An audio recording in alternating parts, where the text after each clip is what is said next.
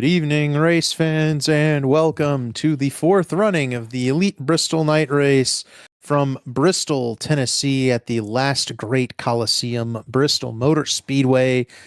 My name tonight is David Westergreen. I will be joined by David Huckleberry and Zach Evans. We'll have Sam Boutwell and Dominic Wright on race control for 500 laps around the half-mile Bristol Motor Speedway. And Zach, this is one of the more iconic short tracks of all time and one of the crown jewel full distance races of the Belly Up Sports Cup Series.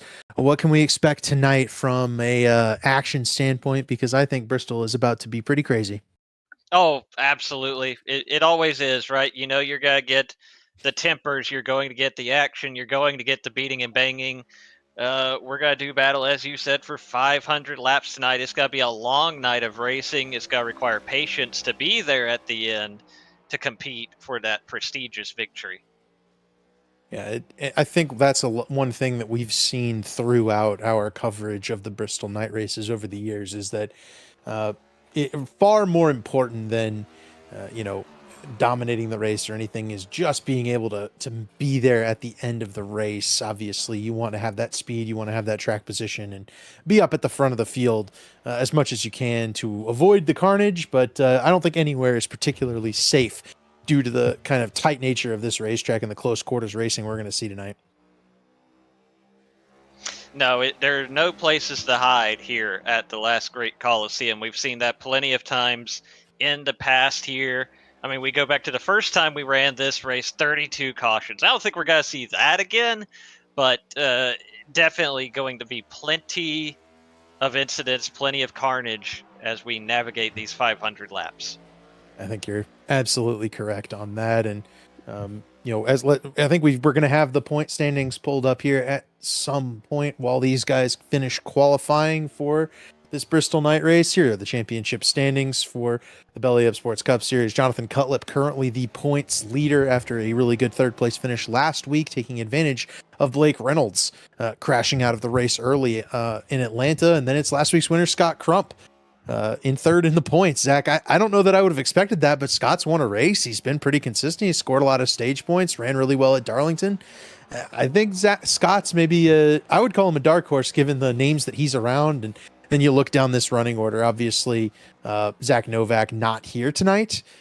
So he'll be potentially dropping down the running order, but obviously a couple of wins. Anybody else in this top 10 or 15 or so that you're surprised to see? Well, I think one that jumps out to me and one we'll definitely have to keep an eye on is maybe somebody who can win tonight and get themselves back in that conversation. You're looking at, David Tooker down there in the 11th spot. And I mean, we know he is one of those guys that knows how to handle these long distance races. He won the last running of the Bristol night race. Maybe somebody to keep an eye on tonight. That's a good one. So we'll jump to the starting lineup for the Bristol night race tonight and the 4D race where Pole Award given out to our each Pole Award winner for each Belly Up Sports Cup Series race for the Elite Racing Network. Trey Holmes picks up the pole, an impressive lap over Ethan Stanley for Trey Holmes, and we'll see what he can do here tonight. You've got Tyler Fody and Blake Reynolds there on row 2 with Jonathan Cutlip, the points leader, and Gavin Hibbs on row 3. Ryan Gable and Scott Crump, last week's winner, there in row 4, teammates.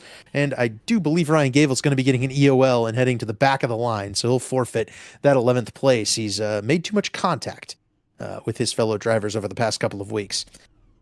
Matthew Weeks will start ninth alongside Paul Mikulajczyk and then Daniel Gore and Ty McIntosh, a pair of South Shore Racing teammates in row 6. Looking at the 7th row, we have Gavin Higgins and Harrison Talon rolling off from 13th and 14th. Starting 15th will be Garrison Hogan. Caleb Kumer, starting 16th, had a strong run 1 week ago at Atlanta. Seth Rawls will start from the 17th position. Gilberto Javier starting in 18th. Ryan Schold will roll off from the 19th position. Corey Abbott rounding out our top 20. Jaden Racimus will start 21st. David Tooker qualifying 22nd. Ray Bracey, 23rd. Michael Hosack will start 24th. The other driver that received a pre-race end-of-line penalty due to too many tallies and incidents over the past couple of weeks is Brent Jones there in P25. He'll head to the back of the field. You've got a Leighton Norgard starting 26th. Justin Wadsworth with an uncharacteristically slow qualifying run in 27th. Chad Frankenfield alongside him in 28th. And Gerald Campbell and Michael Goodman, Do Good Motorsports teammates in row 15. Mark Robilas, Dusty Dewar round out the top 32. Then you've got Kurt Gibson, Johnny Thomas, Sean Judson, Ethan Morrell, and I believe rounding out this field will be Josh Adams. If he's able to get into the race, he may be just a little bit short on time. But that is our field of 37 cars tonight. We'll have, as we mentioned, the two drivers, Ryan Gable and Brent Jones, dropping to the back. And Zach, from this Coliseum-style racetrack, 33 degrees of banking. From what I heard from the drivers in the pre-race here tonight, the bottom is going to be decently strong. These last couple of iRacing updates have shifted the preferred lane here at Bristol down to that bottom lane, where it's not only the best lane to run with the to save the tires on this next-gen car, but it's also the fastest way around this track, kind of like old Bristol. And kind of like we saw in the real-life Bristol night race just a couple of weeks ago. I will say I don't believe these guys are only going to be able to go 50 laps on tires. I do believe they will have to. Yes. They will have the advantage of going much further on their tires, but those high corner speeds are going to provide a very difficult time passing. You might see a little beating and banging. That might introduce a few extra caution. But we are going to, I believe, have 4 pace laps here for the pre-race ceremonies. We also may drive through pit lane. 2 pit roads here at Bristol. We're going to enter pit road here out of turn 2 for everybody on the racetrack as they single file out and head down pit road. And you see this can create some confusion for sure when it comes to pit stops. Zach, you got to, I believe if we happen to get green flag pit stops, you can enter the pit road that your stall is on, but you have to remember which stall that is. You can't go down. No. So that's how it is in real life. But remember, iRacing doesn't have that. That's why we have that solid blue line you see through turns 3 and 4. That's iRacing reminding you, even under the green flag, you have to enter on the backstretch and go down the front stretch regardless of which side your stall is on. So if you have to get one of those green flag pit stops for repairs or whatever the case may be, it is a long drive down pit road. Perfect. Yep, that's the rules we're looking for, and that means those guys are going to have to pit on the on the entrance of turn 2, rather, right there, where Trey Holmes passes right by. They'll have to do that under every yellow flag, and with such a short and narrow racetrack, it is going to be tenuous for you to make a pit stop from the back of the field. The pace car will be on you very quickly. You can see it there. Ethan Burrell and Brent Jones just getting off pit road right now. Pace car is already about to hit the pit entry once again. So those guys are, you pit from the back of the field, you can lose a lap at a place like Bristol. Absolutely. That's going to be another way that your patience and your nerves will get tested, because if you're one of those guys running 25th or 30th and you're wanting to pit, bunch up, guys. Get caught up to the pace car. Come on, I don't want to lose a lap under pits. Why are we not catching up to the pace car? You can already hear it. We've been the guys saying it sometimes. It doesn't take much to start getting agitated, even under caution, here at Bristol. Well put, and there'll be a test tonight for sure. The concrete is going to wear these tires. These drivers are going to get hot under the collar. It's going to be 3-ish hours, 500 laps of, I thought we were going green this time. Oh, no, it is. Pace car is coming off. There we go. Trey Holmes on the loud pedal into that restart zone, and he will fire off first, but Ethan Stanley's going to stay alongside Trey Holmes. We are green for this Bristol night race. Holmes jumps to that bottom lane, utilizes what we believe to be that preferred line, and fires through to the race lead. He was pretty confident on Twitter earlier today that he would be fast tonight from the pole. Trey Holmes leads lap 1. Ethan Stanley still working that outside line, trying to go after Trey Holmes for second, or at least clear Tyler Fode for that second spot, and he will. They've single filed out among the top 5. We look a little further back here, and it's single filed all the way back here to about, let's see, that's outside the top 10 there with Caleb Pecumer and Corey Abbott. That's a battle for 19th right there. You've got Abbott, Jaden Racimus, Caleb Pecumer on that bottom lane. Pecumer falling back a little bit. not really pushing the car this early in the race, but you saw just how quick these guys all single filed out onto the bottom lane. That's going to mean passing isn't at an extreme premium. And you look back into the field, Ryan Gavel's going to have a difficult time making passes through the field. Ethan Burrell, Johnny Thomas, Josh Adams, who are already starting the race a couple of laps down. Like those guys are going to have a really difficult time moving through the field because all early on, what we're seeing is a significant, single file train on the bottom of the racetrack.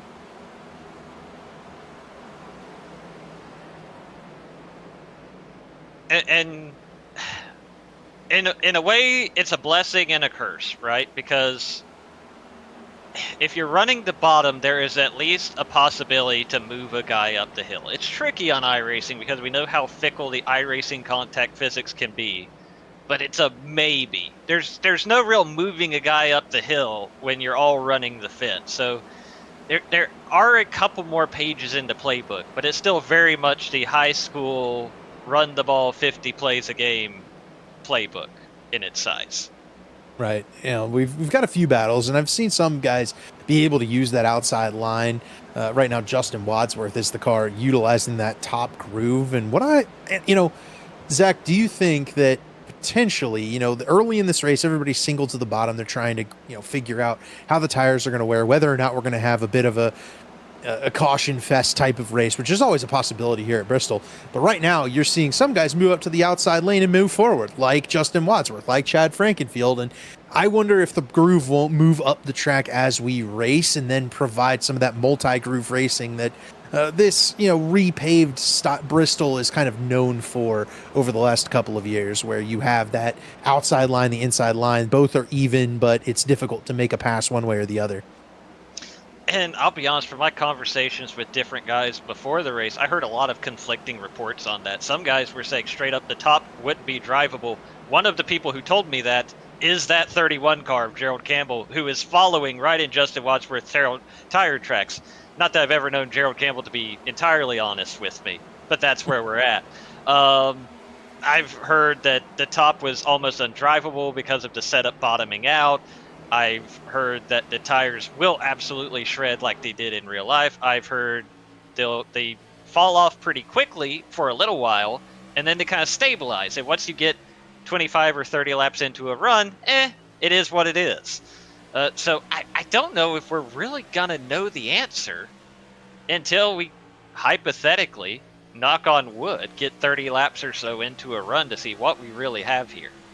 Let's go on board with Gerald Campbell and Zach, why don't you take us for a ride around the Bristol Motor Speedway here. Gerald working to the inside of Justin Wadsworth, but obviously the laps around this track about 30 or 15 seconds rather, not a whole lot of time for processing.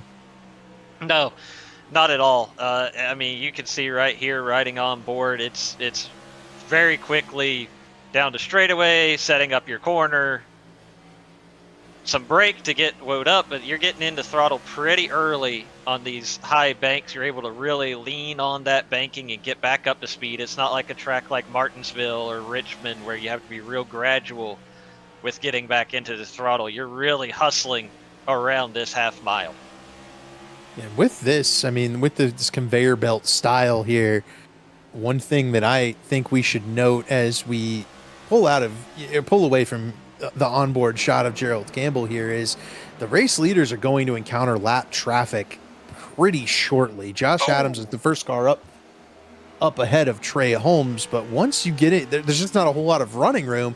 Once they get into lap traffic, this could get very, very dicey for the race leaders, where that's where you'll see some passing.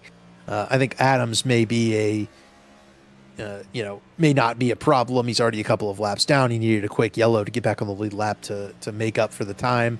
But once Trey Holmes gets to the rear of the field, which it should be about 15 or 20 laps from now, that's where I would think, this could get to be, that could be where you pass, right? When the tires fall off on some cars, but not others, and everybody starts to get impatient, that's when we'll start seeing a lot more of that passing that we love to see at Bristol.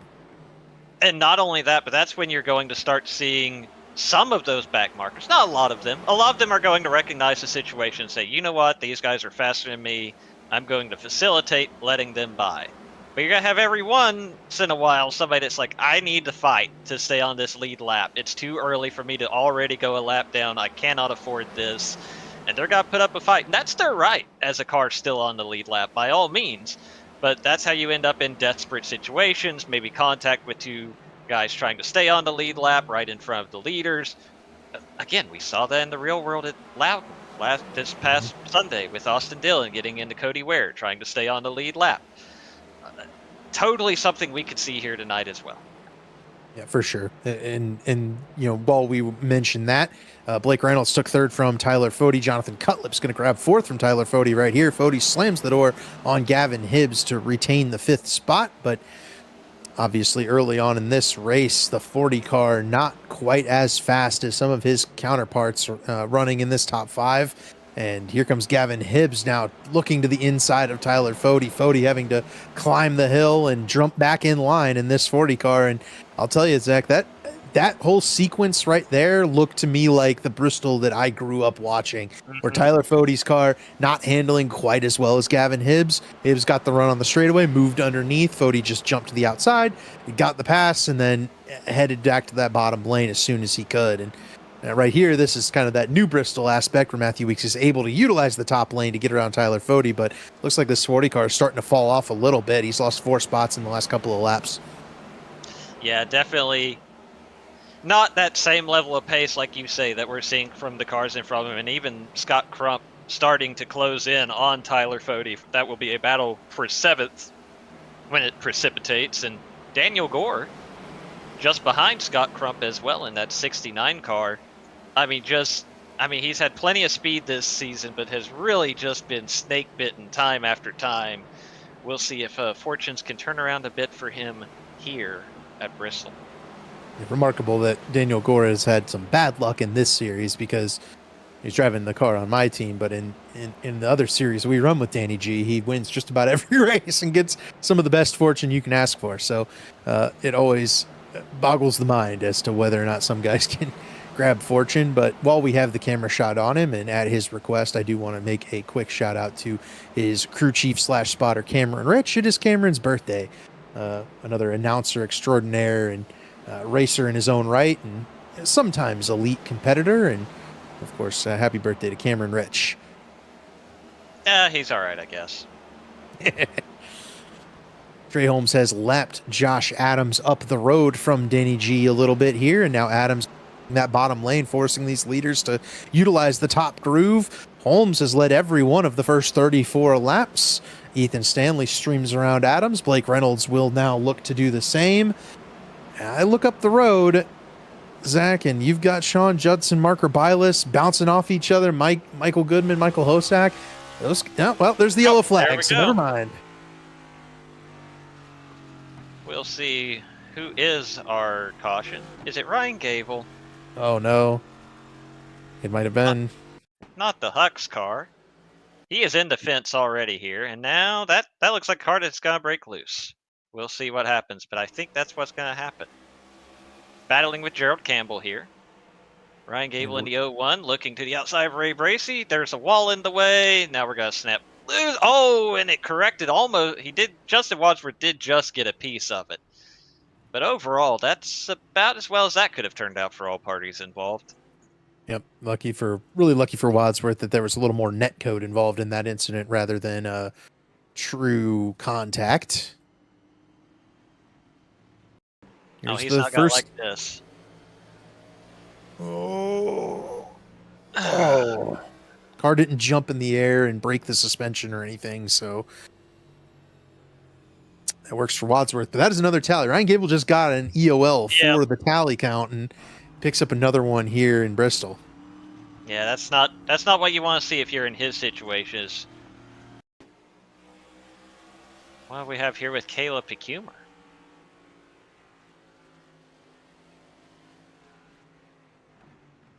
Oh.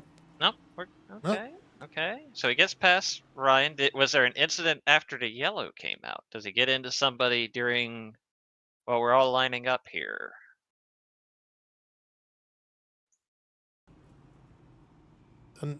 No, but he sure thought about it. Nope, I think we're good.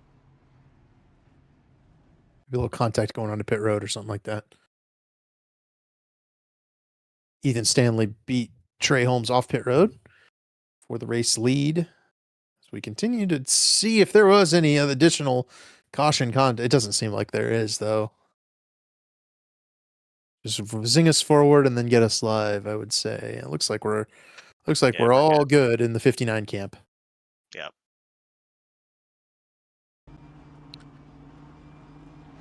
Well, I say that Caleb Pecumer had to fix a little bit of damage, it appears, and he is now going to be a lap down after. Oh, he just exited a closed pit.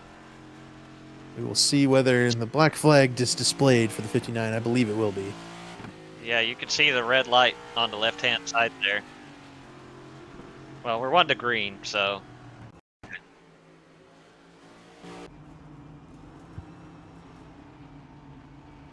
Okay, well, maybe it was earlier.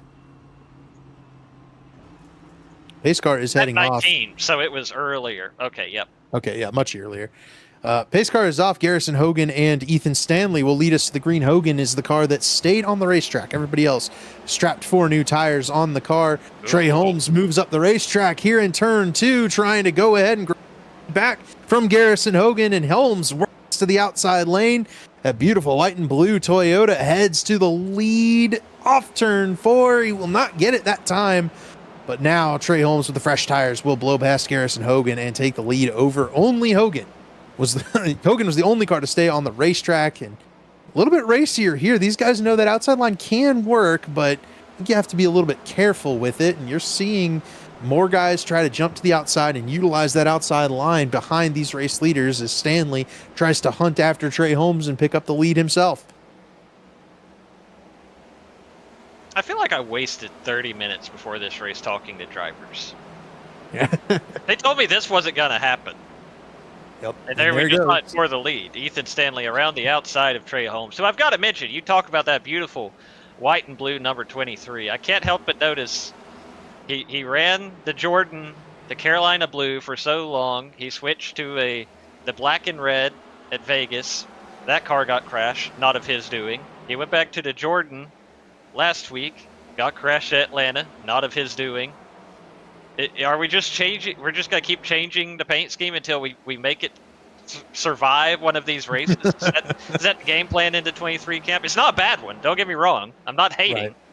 But is that what we got going on here? Crash on the back straightaway, one sideways, and the leaders are about to come up on it here. I didn't catch who it was. Justin Wadsworth slow on the apron. The leaders are checking up for this wreck. It is Leighton Norgard sideways on the back straightaway, but it's Bojo sideways before that.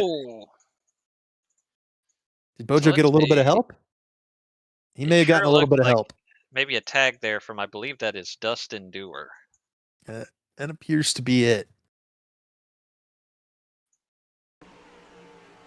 Right there, a little contact from the 32 into the 7. Bojo has to get on the binders and try to slow it down. And there's pile in. There's the contact, and there's just no time to react at Bristol. Leighton Norgard, Michael Hosack, Michael Goodman, the cars involved there. Norgard has hit pit road as a result of this, and I mean, yeah, he moves to the apron to dodge the oncoming incident, and yeah, Corey Abbott, or excuse me, that's a Leighton Norgard. I had a moment where I couldn't read, but clearly guessed right until it was wrong, right? Absolutely trying to miss to the apron, like you say, but then both cars slid down and closed the door, and it just kept getting worse from there.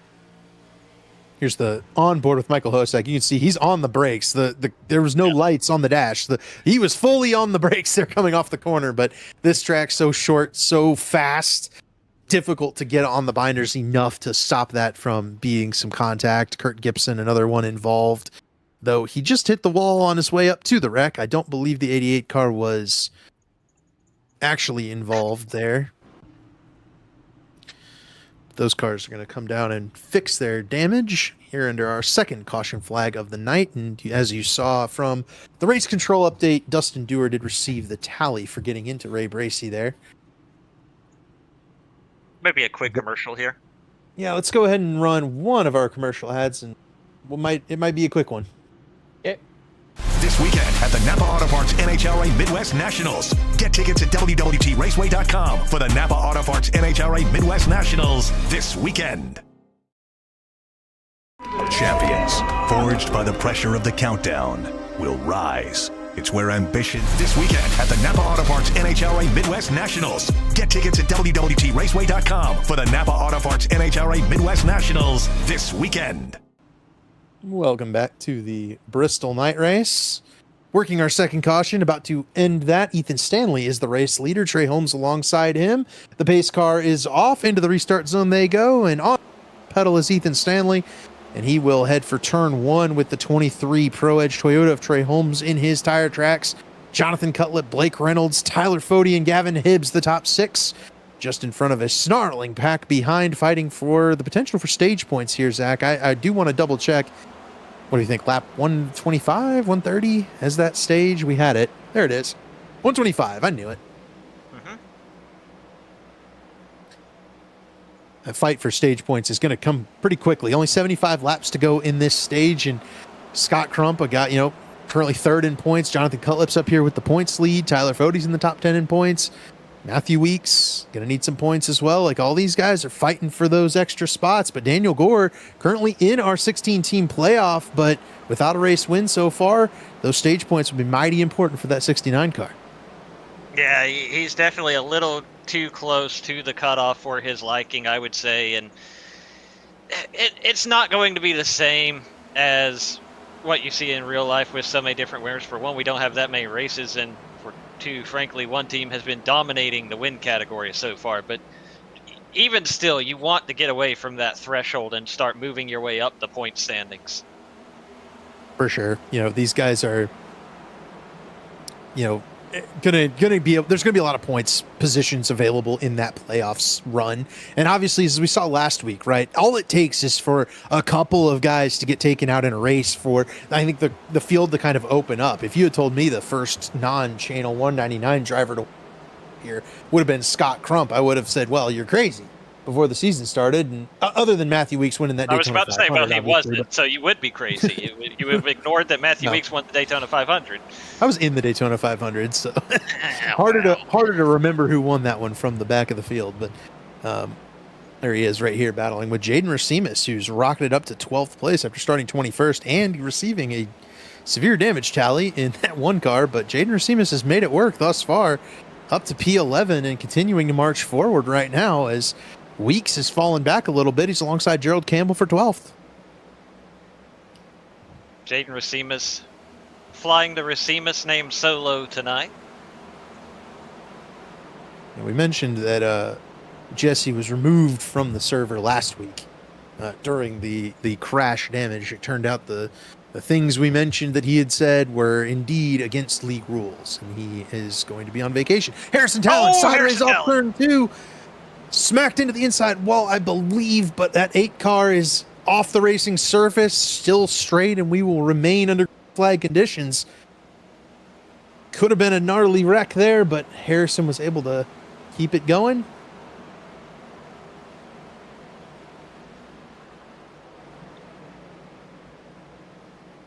We shift back the battle for the 14th position, 15th position. Even Ethan Burrell's even ahead of this group now. It's Paul Mikulisik continuing to fall through the field right behind Matthew Weeks. I wonder if some of these guys didn't take tires on that pit stop in order to try to save a set.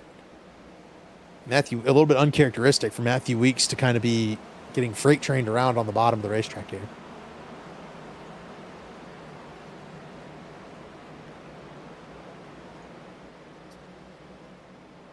Shifting focus.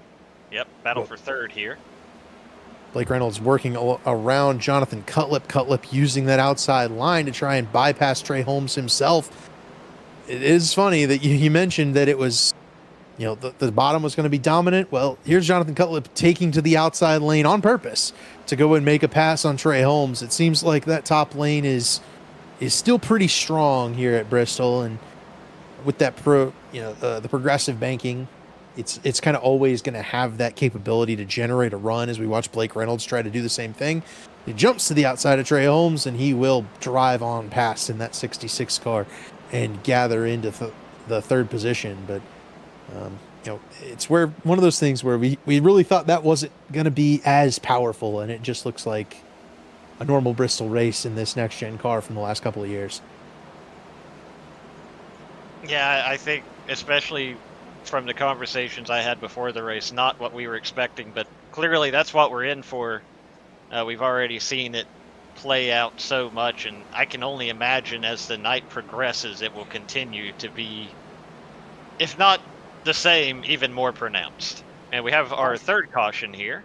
I heard the sound of tires screeching on the concrete surface on the front straightaway, and it may have been the 99 of Mark Robilas. Ooh. Justin Wadsworth went to accelerate off the corner, and Mark wasn't quite at that point yet.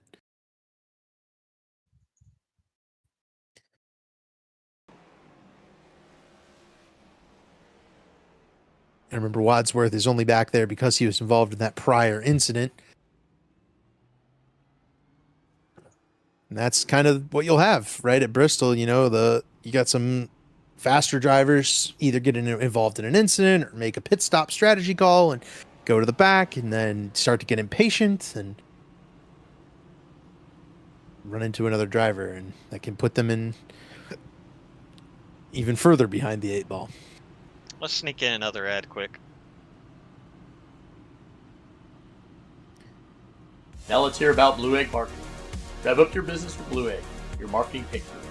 Turbocharge your lead generation with experienced drivers that can navigate the competitive track to connecting with your customers. With Blue Egg, you're always in the pole position, leading your brand toward victory lane.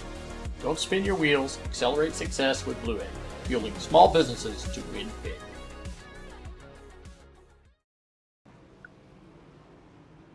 Still working within stage 1 of our third caution break of the evening. Race control noting the first tally of the evening to the 6 car of Justin Wadsworth for making that contact with Mark Robilas and sending him around. 430 laps to go, Zach. It's going to be a long night, but it's going to be an even longer night if we aren't able to put together a long green flag run. And in my experience in working these longer races at Bristol, the first half is a little bit more caution filled, and then the second half of the race usually does spread out and get that longer run. Yeah, that's usually how it plays out. You kind of have to, unfortunately, weed through a little bit of attrition early on, remove some of the race cars from the racetrack to get a little bit more racing room and get that long green flag run in. We really haven't seen that yet. We've seen cars get involved in incidents, but we've still got 32 cars currently on the racetrack. Yeah, everybody is, most of the drivers in the field still with a chance to win. Obviously, we saw Leighton Norgard and Michael Hosek involved in the first race. They have parked it for the day. Harrison Talon, another car that has gone ahead and called it a night after that contact on the straightaway. Pace car is off. Ethan Stanley jumps on the loud pedal very early in that restart zone, and he will get a nice jump on Jonathan Cutlett for that second spot. Third will be Blake Reynolds as Tyler Fody works to his outside. Trey Holmes and Gavin Hibbs side by side for fifth, just behind them. See if that outside line maybe comes in a little bit here as Tyler Fody works that top. I'm very curious if anybody's going to try to run that outside line more aggressively as this race wears on. Obviously, you have that kind of knowledge that the bottom lane is supposed to be the more dominant lane, the lane with the better tire wear, but Tyler Fody fighting Blake Reynolds on that outside line. You've got Trey Holmes, you've got Daniel Gore in tow. A little bit more consensus that the top might be the preferred line here at this point in the race. And this is the first time we've kind of seen a little bit of a logjam of sorts where 4 or 5 cars all battling side by side, nobody really able to get away from each other just yet. Tyler Fody just now getting where he is clear of Blake Reynolds, and that allows that outside lane to move up a little bit, but it's pretty even right now with these front runners. It is, and as we saw, Trey Holmes had kind of fallen back on that last run. Now he tries to work back to the outside of Blake Reynolds in the pole-sitting 23 car, and here's Danny G. Daniel Gore working in behind him, so these guys using that outside line to their advantage. But again, our question is that sustainable? Can you use this outside line for more than just a couple of positions and a couple of laps early in the run? Can it be a valid lane for space as Blake Reynolds tries to jump in front of Daniel Gore and does so? Those two had to run in at Darlington a couple of weeks ago as well. Car in the wall. It's Jaden Racimus. He's going to find a way to get out of the path of the oncoming traffic, but he's still in the wall in that one car. Yeah, needs to get that one car gathered back up and get back into a rhythm here. It's so easy once you have a mistake, even if you don't get into the wall, once you have a mistake at a place like Bristol, it's so hard to get settled back in, and he's still having a hard time. He just got to collect Garrison Hogan and Justin Wadsworth and bring out the caution, and that's what I was talking about, David. It's so hard once you have that mistake to get back into a rhythm. I'll tell you what it looked like, Zach. It looked like this car had something broken on it. And quite possibly could have. Once he got in the wall the first time, that car was not driving the same. And he drops down and collects Garrison Hogan. And that takes me back to when Hogan stayed on the racetrack a few laps ago to lose that track position. And now he's collected in this incident. It's just a tough break, but the kind of thing you see when you do sacrifice that track position for an off strategy. And that is Racimus' second tally of the race as well, because he's basically the only car involved. And it's a lonely pit road for Ethan Stanley. He's the only car headed down. Everybody else stayed on the racetrack. Yeah, that's right, because we had the incident on lap 19 that did not bring out a caution, but he was assigned a tally for. So that is night done for Jaden Racimus unless he decides to appeal one of these two. We didn't get a chance to see the first one. I don't think there's much sense in appealing the second one. No, I'll take a quick look on about that lap 19 on my end here if I can. This is practice. That won't be very useful for us. So Jonathan Cutlip leading the way. Tyler Fody second. Trey Holmes third. Blake Reynolds fourth. Daniel Gore in the fifth spot. Will we get the lights out this time? Nope. You. On lap 19, Jaden Racimus and Caleb Bekemer made contact in turn 2. And I think race control has made the right call. Okay. Got up the track off the bottom, running alongside somebody else, bounced off of him, and the resultant contact wound up sending Caleb into the outside wall. So there you go. No caution from that incident, but it did cause some damage to the 59 car, and that'll be the first of the two tallies for poor Jaden Racimus. He also had some pretty good running in this race, unfortunately, for that rookie driver, but it'll end on the rollback tonight. Tough break for Jaden Racimus. And this time, it'll be one lap to green. Yeah, let's go ahead and show you what happened to Ethan Stanley. Headed down pit road, he will reach 22nd. I am not a fan of giving up that track position, but Ethan Stanley is a much faster driver than I am. So we'll see if he can make it back through the field. Jonathan Cutlip will restart with the lead alongside Tyler Fody. Trey Holmes and Blake Reynolds will be row 2. Daniel Gore, Gavin Hibbs, row 3. Scott Crump and Gavin Higgins, row 4. Then Gerald Campbell and Ethan Burrell, who has risen from 36th starting spot into the top 10 already after just 84 laps. Pace car is off. The green flag is back out. Jonathan Cutlip is on the loud pedal with a really strong start. He also pulls Trey Holmes alongside to Tyler Fody. And Jonathan Cutlip will lead this field into turn 2 as Fody and Holmes remain side by side. Danny G's car does not like the bottom lane nearly as much as it does the top lane. That car is holding up the inside lane pretty significantly. Gavin Higgins drives around. Hibbs already went around. Here comes Ethan Burrell working to the outside lane as Tyler Fody works for P2, jumping around Trey Holmes. 40 and 23 side by side for second. More and more, Zach, I'm liking that outside line. It's just a matter of can you run it for 5 or 10 laps. But these guys on the outside are making up multiple positions every restart. They are, and it seems like that's really want to be, at least for the restart, where you want to line up, or you want to at least get yourself free so that when you catch somebody, you can jump out there and pick up a spot or two. Gavin Higgins clears Daniel Gore, and Ethan Burrell working that outside around Daniel Gore as well. Scott Crump and Daniel Gore kind of trapped on the bottom right now, and that's the kind of the advantage of the outside lane. Oh, Johnny Thomas in the wall. That's the disadvantage of the outside lane. They showed it all. Johnny's car might be broken in the same way Jaden Racine is it. And that's going to be trouble for Ray Bracey. He's able to get by, but you're absolutely right. That car is not turning. I had a similar issue to this in Osaka, obviously not this car, but when we went there a few weeks ago, I hit the wall, or I don't even know if I hit the wall, but I was involved in an incident, and after that, the car just would not turn. Looks like Johnny has found something that sort of kind of works, but you can still tell it is just not getting through the corner like it was beforehand.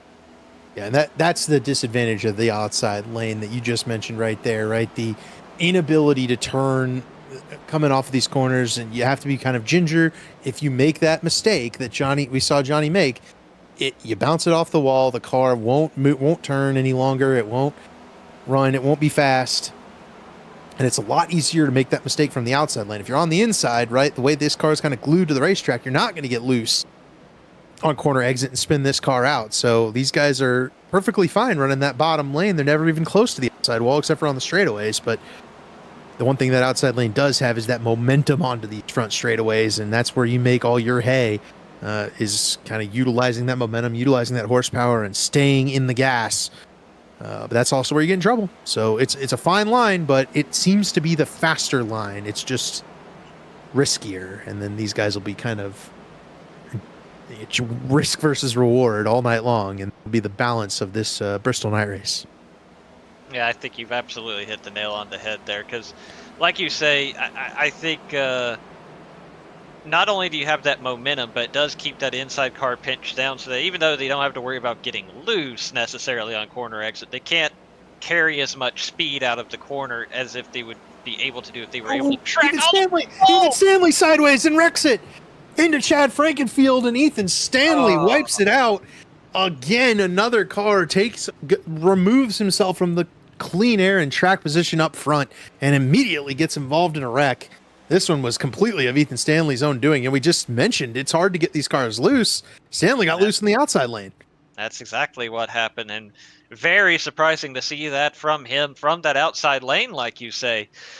That's probably right about the spot where you hit that transition to the straightaway from the corner, so the banking does drop down. It's not, it's still plenty of banking on the straightaways here at Bristol, but it's not 33 degrees of banking like you have in the corner, and especially if you caught the transition of one of those progressive, you talk about the progressive banking where it gets slightly less or slightly more. If he was riding that on corner exit as well, that can upset these next gen cars. Yeah, that's the issue, right? Is it's easy to get this car out of sorts when you enter those transition periods of a racetrack. It did it at Darlington for us a few weeks ago. I think of Iowa. Every time you drive over one of those progressive seams at Iowa, the car just gets upset and spins around in this next gen car. So it's a feature, not a bug, unfortunately. And Ethan Stanley gets bit, and that's one of the last guys I would expect to get bit by something like that. Also worth noting, Johnny Thomas saw the damage on that 83 car night, so I'm sure that was more severe than even we were considering. And then a lot of guys have pitted here. Blake Reynolds, the first of those coming off pit road, but Jonathan Cutlip stayed on the racetrack, Zach, with just 25 laps to go in the stage. I think staying out was absolutely the move, as we do get the notice that Ethan Stanley does pick up his first tally of the race. I think that's one guy we would have had an eye on to be in contention for this win, but as you said, right now, gotta have a hole to dig himself out of, and has picked up that first tally of the evening.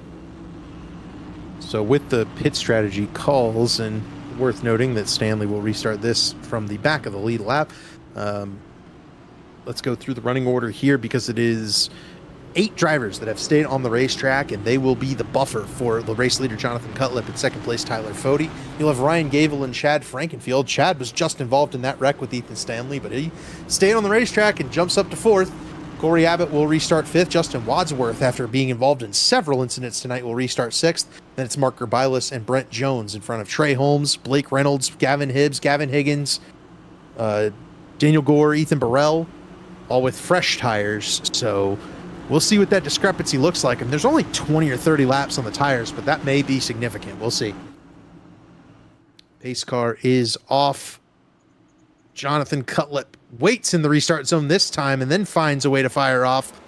Chad Frankenfield got the best jump of the cars behind Cutlip, but it's Ryan Gable working underneath Tyler Fode. Fode did not get a good launch on the outside lane. He'll have to stay in line, and now Chad Frankenfield dives to the inside of Fode in that 40 car. The best car on tires right now is Blake Reynolds. He drove around Brent Jones and now gets by Mark Gerbilas. Up into 7th goes Reynolds, but he's blocked in behind Wadsworth and Abbott side by.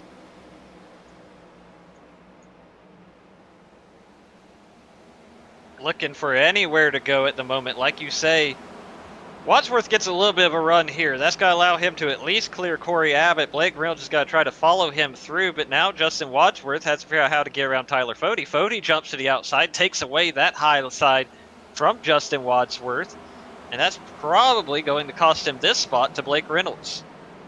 Yeah, Blake and Wadsworth both side by side here behind Tyler Fode. Fode has jumped to the outside line, working that defensive line. We know he's pretty solid at that. That's what he utilized all week last week to parlay into a second place finish despite staying out on older tires at Legacy Atlanta.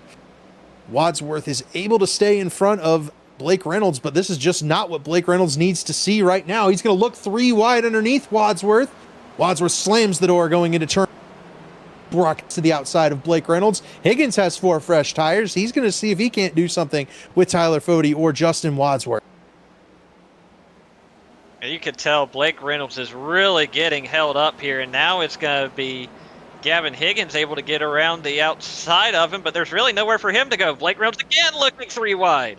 Justin Wadsworth now nowhere to go. Blake Reynolds has that clean air on the bottom of the racetrack. Reynolds spins it out. Blake Reynolds sideways. Corey Abbott into the inside wall.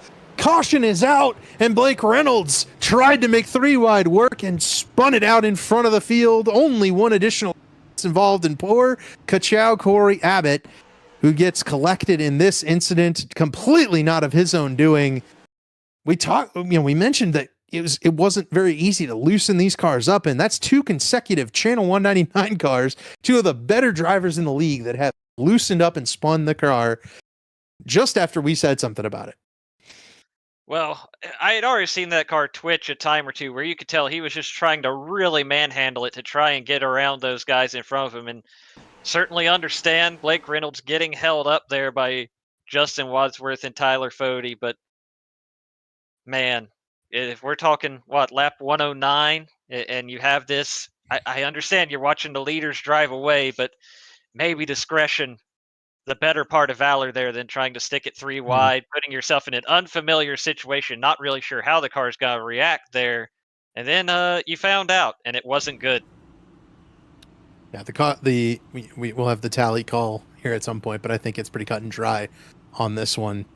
And that'll, what really stinks for that one for me is Corey Abbott obviously stayed out there intentionally. He certainly wasn't uber fast there, but he wasn't holding anybody up, it didn't seem like. It looks like Gilberto disconnected as well. I wonder if the 85 might have gotten a piece of the wall at some point. It might have been a caution ago, actually. But Gilberto in the 85 is now retired from the race. So, 13 laps till the stage. Obviously, the guys that are up front have made their bed to pick up stage points here. A lot of these guys are on that playoff bubble. Chad Frankenfield, Ryan Gable, Justin Wadsworth, all guys in that, I believe, 10 to 15, 10 to 20 range in the points that could certainly use the stage points here. And Jonathan Cutlip obviously can use the stage win as the current points leader in this 5 car.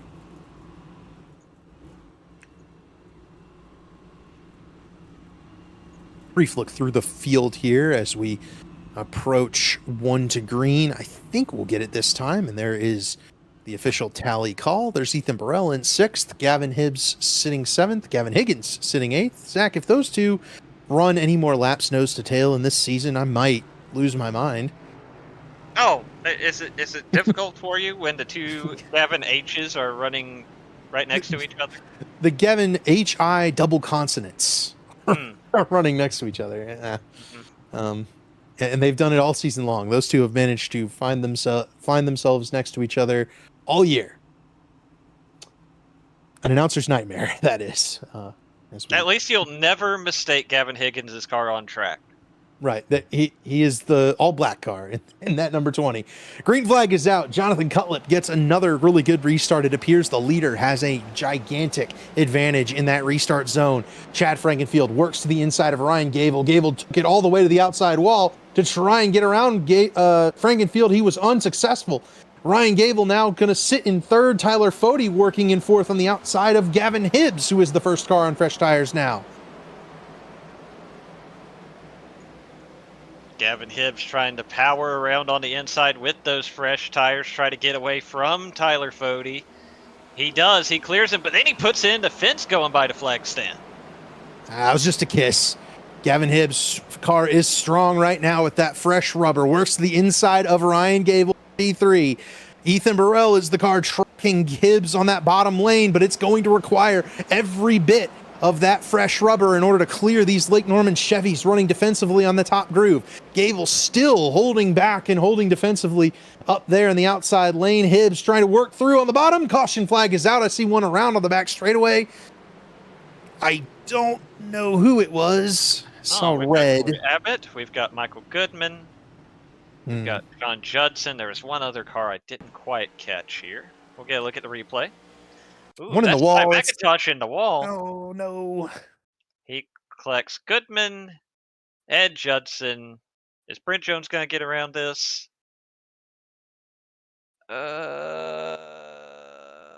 Looks like it. Throw us in full speed there, Dave. Okay. I wanted to make you wait. Oh, boy, I was waiting. The cautions here are not long enough for us to do slow-mo replays. Oh, my goodness. Just, full speed. I mean, Goodman was almost past it. He didn't get hit by anybody else, at least. That is fortunate for the driver of the 44 car out of the Do Good stable. There's Judson getting collected. I guess it was probably McIntosh's car I saw. It was probably the 4th one that I didn't identify in real time. Yeah.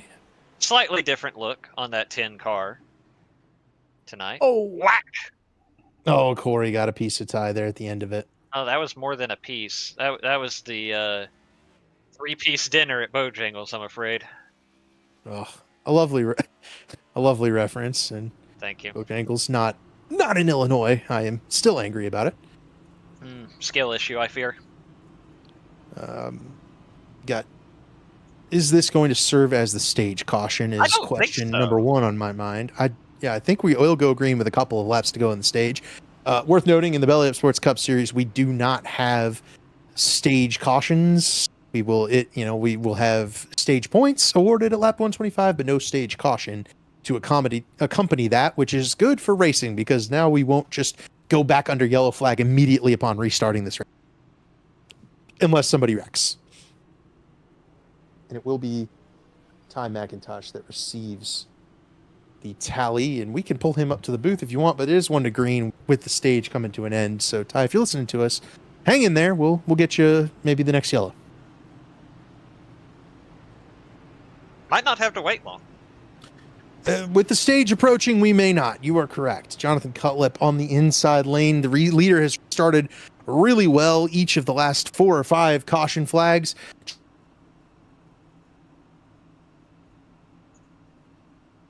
We may have lost David Westergreen. All right. I Well, don't think he stopped coming to talking the green mid-sentence, flag here. No, I don't think that was it, especially not coming to a restart. Nonetheless, the show must go on. Jonathan Cutlip fires in the restart zone. He's got to jump out front here. Gavin Hibbs Got to jump out to second. Chad Frankenfield. Oh, he's got to just barely stick the nose in there and try to hang to the outside of Gavin Hibbs in that battle for the second spot. That's what Jonathan Cutlip wants to see. He wants to get away from them while they're fighting, but Gavin Hibbs will just clear up in front of Chad Frankenfield. Now we watch the battle of Ethan Burrell to the inside of Ryan Gable. This time by, it'll be 2 laps left in the stage. Gavin Hibbs taking the fight to Jonathan Cutlip for the lead and the stage win. Couldn't quite get alongside him there coming out of turn 4. Ryan Gable hanging tough on the outside of Ethan Burrell for that 4th spot and the stage points that will accompany it. Last lap here in stage 1. Jonathan Cutlip still leading the way. Ethan Burrell will have to slot in. Now we have a caution. So that will make Jonathan Cutlip the stage winner. And oh, man. We'll get a look here. That is Daniel Gore off the pace here. Have to imagine we're going to see him on the replay here. Got loose on corner exit. That's on the backstretch coming out turn 2. Does everybody else avoid it? Looks like. Like it. Good job, everybody. Boy, that was a bang-up restart for South Shore Racing. And I'm glad you were able to tell us about it. Yeah. And my cat turned off the PC, had Danny G spin it out. Oh, boy. And this is why dogs are better than cats. Rude as heck, but at this point I agree because she shut off my PC. Boy. We got a lot of time to say words tonight, so we're gonna have to have some difficult conversations over the course of the evening. Yes, grab Ty here while we've got a chance. Yeah, we got it, Ty. Why are all the South Shore cars wrecking right now? Well, I think it would have happened in general. This next gen car is terrible, and I hate it. That's why. I don't even know what happened. I got into the corner just as the same way I normally have, and I got to the top and it just stopped turning, and I don't know why. And then I barely throttled it up off the corner, and next thing I know, I am spinning and I get can opened by the 21 car. So, all right. So now I'm gonna ask you the very divisive question here, since we just brought it up on the broadcast. Cats or dogs? Well, I have a bunch of cats, so I would have to say cats. That's right. Okay. Do they ever turn off your PC though? No. However, they do have a bad one? tables. You might have a bad one. Yeah, it's okay. It's okay. I love her. I want to throw her through a window sometimes, but I love her. You'll get that on those big jobs. That's truly beautiful. I'm trying to get loaded back into. Oh yeah. That sounds great. Well.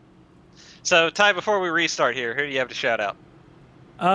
Obviously Bojo for putting the car together. Weekend Woodsman's primary on the car this week. Traders Brewing Company, 3Y TV. You guys for being in the booth. Binks Designs, trying to get everybody. My parents, who I think might be watching. Chad for putting on the show. Everybody. All right, get out of here. Enjoy the rest of your night. I will. Thank you. Other drivers take note. That was the speediest shout outs I've ever seen. He understood the assignment. Jonathan Cutlip, I'm assuming, won the stage there. You are correct. So Gavin Hibbs will be the control car for this restart. This field looks pretty well different.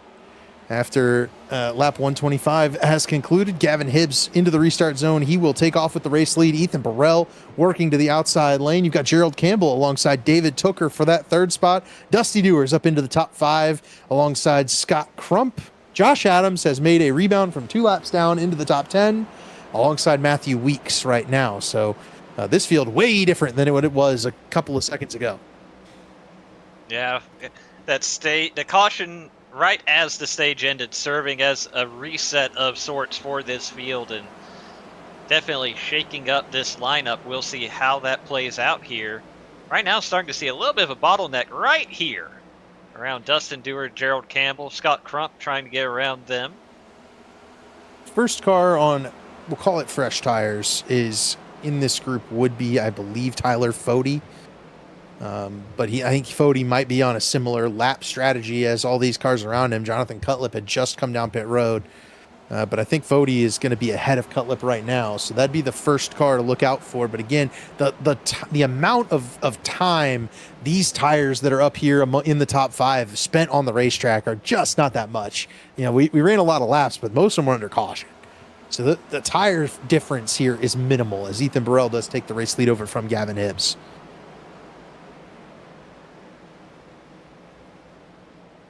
Looking now at the battle between Scott Krupp and never mind. We will not. Oh, Jonathan Cutlip. Cutlip is around. Oh, our stage 1 winner in trouble. That's Justin Wadsworth. Wadsworth's around again. I think this might have involved the 6 car. Yeah. Oh. Yeah. Did you see the sparks there? Did he get the wall? That car is not turning. I wonder if he got damaged before this. Either way, it goes up the hill, kind of like we've seen a couple of times, and it is just not getting off the corner until it does, and it just hooks left. Jonathan Cutlip gets collected. I believe, was that Gavin Higgins that may have gotten a piece of it as well? Yep. Excuse me, pardon me. Boy, oh boy, that is that's Wadsworth's second tally. He's done for the day. I believe that is correct, yeah. And he'll have an EOL next week. Start the race. Tough sledding tonight for a former series champion. Yeah, that's not the only of our, very quality drivers to have a bit of a struggle in this race tonight with the handle of this next gen car. I mean, you just heard Ty McIntosh bashing it. Justin Wadsworth spun it out. Blake Reynolds has spun it out. Ethan Stanley has spun it out. Like, those 3 are 3 guys, and Ty is too. They're a bunch of guys that are really fast at this stuff and really strong drivers. And this car with this track combo is just wreaking havoc on our field tonight. I mean, we talk about, like surprise winners. We talk about chaos. This very well could be a race that produces a surprise winner. It might not even necessarily be that big of a surprise, but man, it wouldn't shock me to see someone make a trip to victory lane for either the first time in a long time or for the first time in their racing career tonight in the Belly Up Sports Cup Series. It certainly could be that kind of night. We will see how it continues to play out, but definitely, to your point, a lot of big names getting caught up in these early incidents. I mean, we're barely, we're not even to lap 150 here. And yeah, nine yellows. We talked about 32 yellows. We won't get that far. Well, that said, we've made 15 or 16 in the last couple of races, but it is, as we said, right? Once you get into that second half of the race, the field spreads out. We get a long green flag run. Pace moves to the front. That, I think, is still an open possibility, but thus far, this has been a race full of chaos. Pace car's off. Ethan Burrell, the race leader. He'll pull his teammate David Tooker alongside Gavin Hibbs in the number 95 Fueled Up Racing Chevrolet. And they're in front of Scott Crump and Dusty Dewar side by side for that 4th position. Crump, last week's winner at Atlanta, been pretty quiet tonight, which if you're a Scott Crump fan or you follow the series a lot, that's usually a good thing for Scott. If he can keep things quiet, he usually has a good run. Absolutely. And definitely, you always expect to see him up front at the short tracks, right? Definitely it seems to be his forte. The Bristol night race hasn't necessarily been as kind to him, but spoiler alert, it's not kind to a lot of people. That isn't an indictment on him. So we'll see if he can put together another strong run here tonight. Certainly looking that way early in the going as he moves up into 4th around Dustin Dewar and goes after David Tooker for that next spot up. Here's Josh Adams working to the outside of Matthew Weeks. Adams into the 7th spot here for Shift Esports. And boy, he started 2 laps down, Zach, and he's made it up into the top 10 before halfway in the race. Yeah, Brojo in the wall. Oh. Now, what's going to happen with him on corner exit? He keeps it straight. We'll see if that car will turn here. He might be all right. Yeah, maybe he didn't get as huge a piece of the wall as I saw, but he did get a piece of it and lost about 5 or 6 positions. So move Ray Bracey down in the order to P18. He had worked his way up just outside the top 10.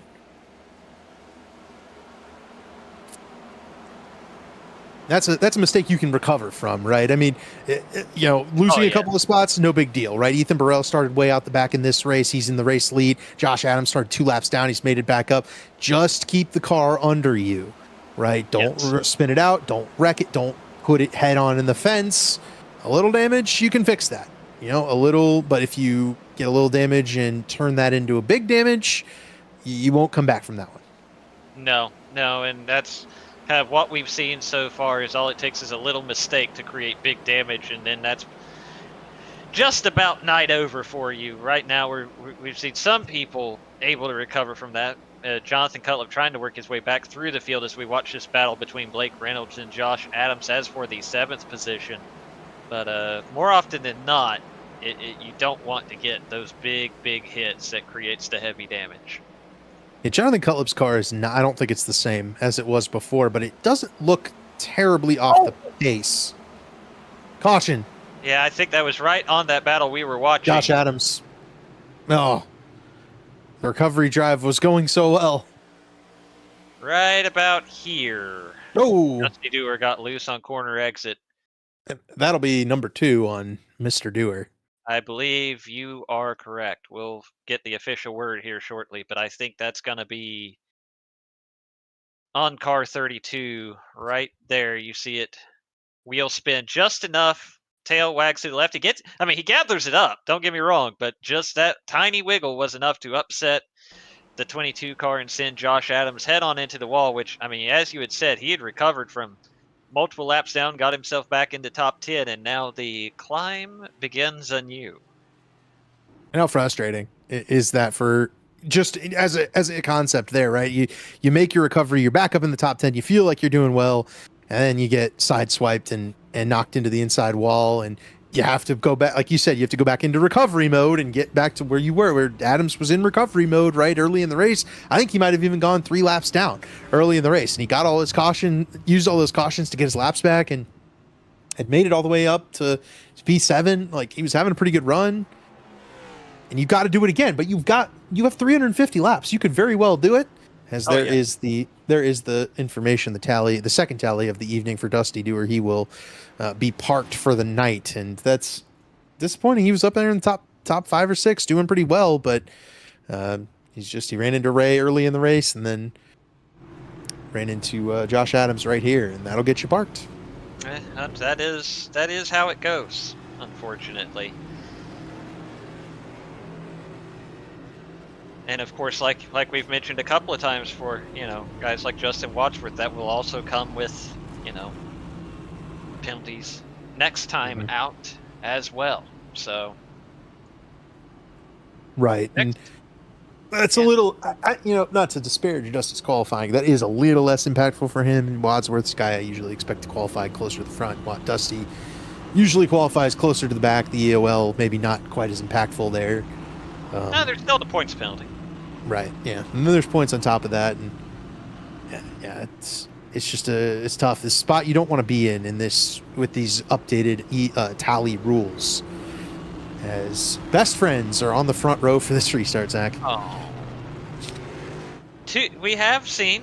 I would go that far. There have been stronger rivalries featuring Scott Crump and featuring Blake Reynolds, but they have managed to run into each other each of the past 2 races here in the Belly Up Sports Cup Series. I really hope the 3rd time is not the charm. I'd be okay if we just played nice here. And in his interview last week, Scott said he felt like they kind of each had one, hoped they were even from there, and that was it.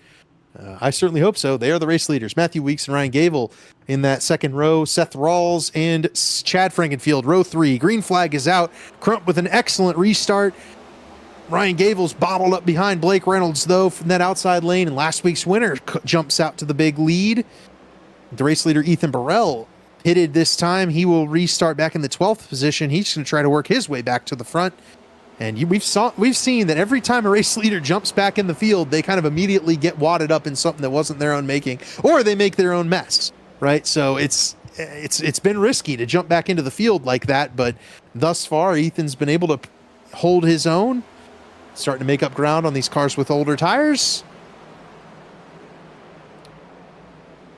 And up front, Tyler Fody moving by Seth Rawls. Trey Holmes trying to do the same. Blake Reynolds is stalking Scott Crump for the race lead. Plenty of action still to go here in this Bristol night race.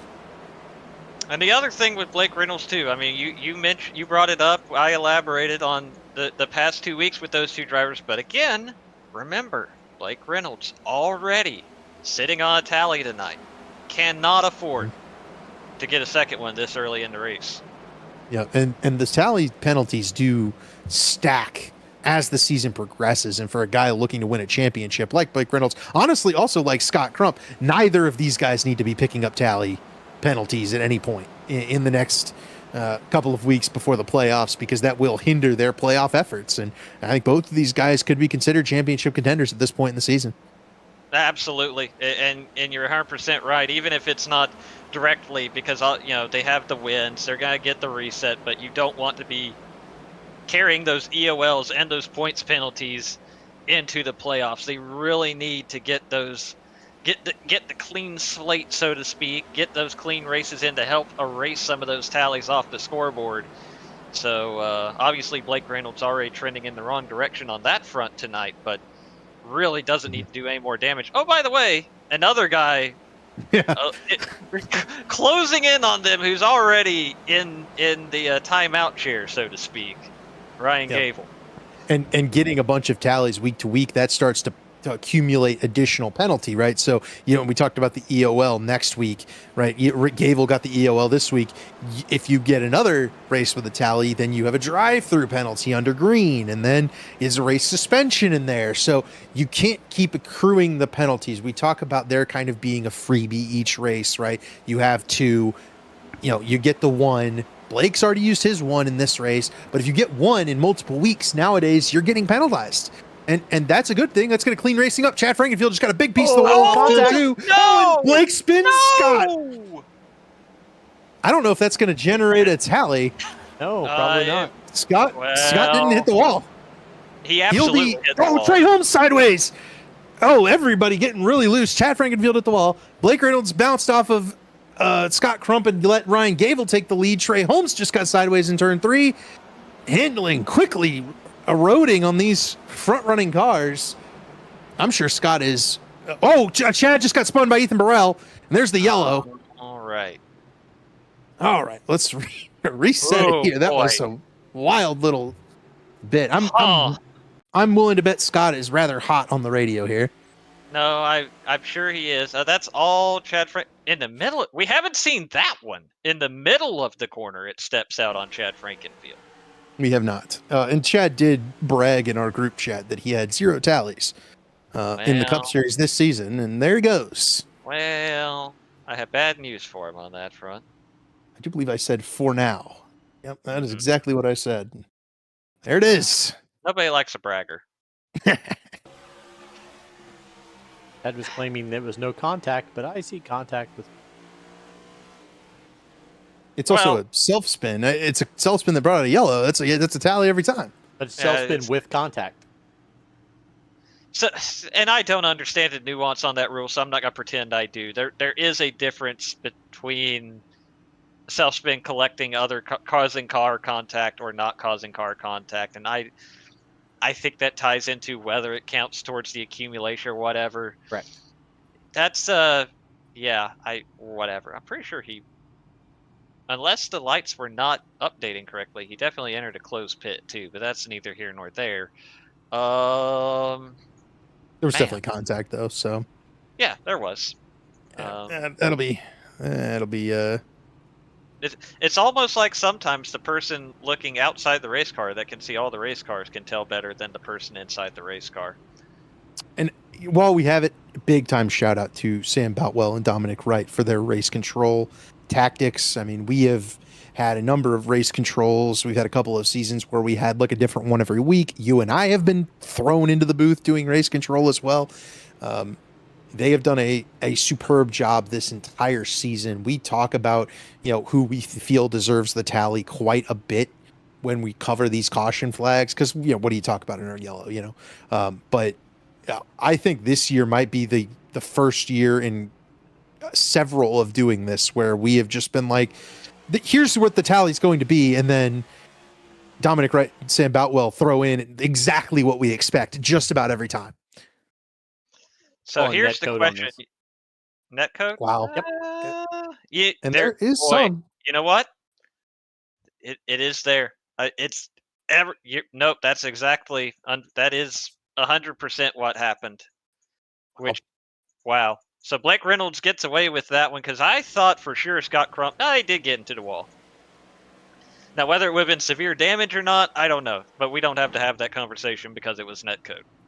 Yeah, it works out for Blake Reynolds, and he by a very small margin misses getting booted from this race. The green flag is back out. However, Ryan Gable now the race leader, and he pulls Tyler Fode through with a bit of a teammate restart on that outside line. Reynolds will work to the inside line under those Lake Norman Chevrolets, but he will not be able to clear past Tyler Fode. Fode's going to keep P2. Ethan Burrell, with the freshest tires in this top group, is up to P4, and he's alongside David Tucker, who had also pitted under that last yellow flag before this one. So Burrell and Tucker have the freshest rubber amongst this top group. And if the tires manage, or if the tires are as important as we kind of think they are, these two might be able to get through the race lead here. Oh, Gerald Campbell up the hill a little bit there as he's battling with Gavin Hibbs. That is a battle for the 7th position. Looking but just behind this battle between Gerald Campbell and Gavin Hibbs, there's Jonathan Cutlip. He was head on in the outside wall about 25, 30 laps ago. And here he is, top 10, 9th spot, trying to work his way back to the front. But you can see that yellow number 5 car isn't too badly damaged on the nose. The way these kind of iRacing next-gen cars work, they're tanks until they're not, right? So the way he hit didn't seem to damage the car or cut the speed on that 5 car any. He's still right back here in the fight for this win. He's got to just power around Gerald Campbell here. Well, maybe not. Campbell getting a good run there down the front stretch. But obviously, I feel like Jonathan Cullum eventually has got to make that outside lane work and get around this 31 car unless Scott Crump takes him 3 wide. Scott trying to follow in line behind Jonathan Cutlip, but also a little bit aggressive, willing to maybe throw it 3 wide. Again, we saw that not work earlier in the race. I think Scott should probably just sit in line behind this 5 car until he clears this 31, and then he can make a move on the 5 one way or the other. Scott obviously had just taken tires. He's got 4 fresh tires there on this 90 car, so this car is probably one of the best handling cars in the field right now. Matthew Weeks, another car that just came down and took tires as well in that 11 car, so the two of them trying to make their way through the field. Crump to the outside of David Tucker in the 19 car, following Jonathan Cutlip again. And this is where Crump just really has to be patient. I know he's frustrated after the incident that didn't bring out a caution here, but we still have 320 laps in this race. He has plenty of time. He's in the 8th position. He's not in a bad situation. Just got to be patient here. He's got a fast enough car. As long as he can keep it pointed in the right direction, he's got to be back in the mix before we know it. Absolutely, yeah. And Scott Crump could definitely still win this race. That damage, no damage effectively from that incident, and now he's in behind Blake Reynolds. But again, right, it's netcode. He didn't like it, I'm sure, but the best vengeance right here will be to drive around this 66 car. Absolutely. Oh, Hibbs. Unless Gavin Hibbs gets him. Hibbs bounces it off the wall. They stay green. Paul Mikolajczyk just drove around his teammate in that 66 to move Mikolajczyk up into 4th. Hibbs will work to the outside of Reynolds for the 5th spot. Ryan Gable still the race leader. Tyler Fode 2nd. Ethan Burrell 3rd. Then it's Mikolajczyk in this battle for 4th between Hibbs and Reynolds. Give it to Gavin Hibbs, and Reynolds on that inside lane. He's not going to have much pace. Here comes Scott Crump to the outside of Blake Reynolds.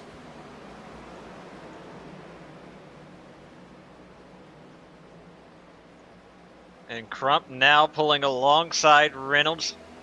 Really gonna try to push Gavin Hibbs by here. Hibbs drops to the inside. That opens the door. Crump's got to be on the loud pedal on corner exit here. Yep. Oh, Scott a little bit bottled up now behind Gavin Hibbs. Going to try to look to find that way around the outside. We are following Crump because this is the car on the freshest tires.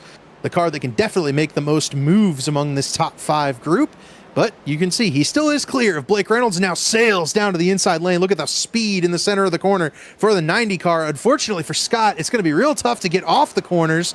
with that car on the outside, able to pin you down, but he's going to have to find a way to make enough ground up in the center of the corner to be able to clear Gavin Hibbs on corner exit. Right now, this 90 able to maintain, maybe even bypass Gavin Hibbs. That 90 working very well. Those fresh tires, significant advantage, but an even bigger advantage is just being in the race lead. I think Ryan Gable's got the biggest advantage of anybody right now, simply because he's up there in the lead. Well, you say that, but Scott Crump can see him. All of these top 5 cars are pretty much within striking distance at this point. Crump's got to close that gap up once he gets around Paul Mikolajczyk here into the 4th position. And now these guys in the top 3 are really going to have to keep an eye on this 90 car. Yep. Gable the leader, Fody second, Burrell third, Crump making up ground again in that 4th spot. Hibbs drove around Mikolajczyk for 5th. Matthew Weeks is not making the same time up that Scott Crump is. Crump has been able to really push back to the top 5 very nicely here, and he did it before the tires equalized. I envision that they will kind of equalize here as we run, where this 90 won't have nearly the same advantage it did carving through the pack there.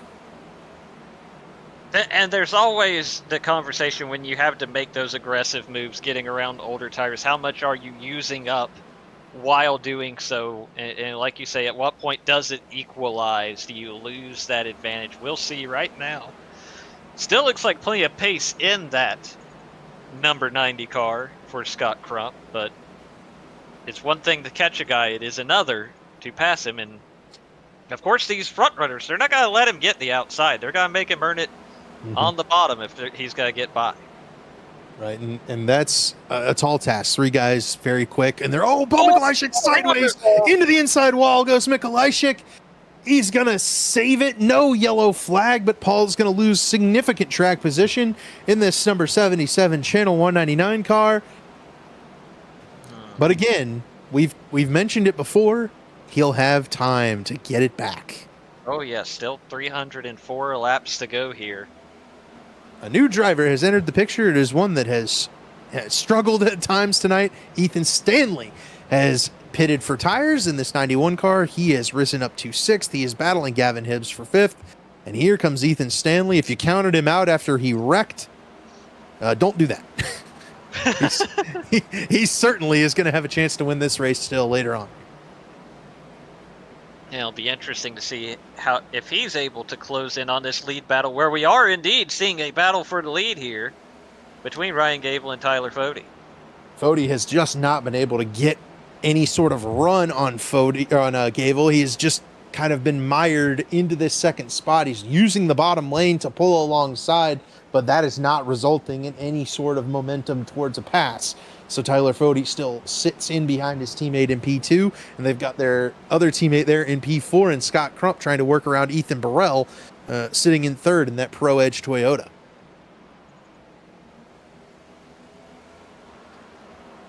This is kind of the point in these Bristol night races where you have a couple of different strategies on the circuit.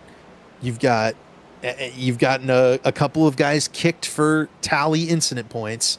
And now we're going to see, I think, some longer green flag runs. We might still sprinkle in a couple of cautions here and there, but I think in general, this race could very well take on 50 to 75 lap green flag stints at a time. And if that's the case, the guys that just strapped on tires are going to be feeling really good about their chances. But you've also got these guys up front with the clean air. They're not burning the right front tire nearly as badly, and that may result in them just being able to hold that spot. Here comes Crump to the inside of Burrell. Got a really good run in the center of the corner, finally alongside this 37 car, but I don't know if Crump's really going to have the pace to clear him.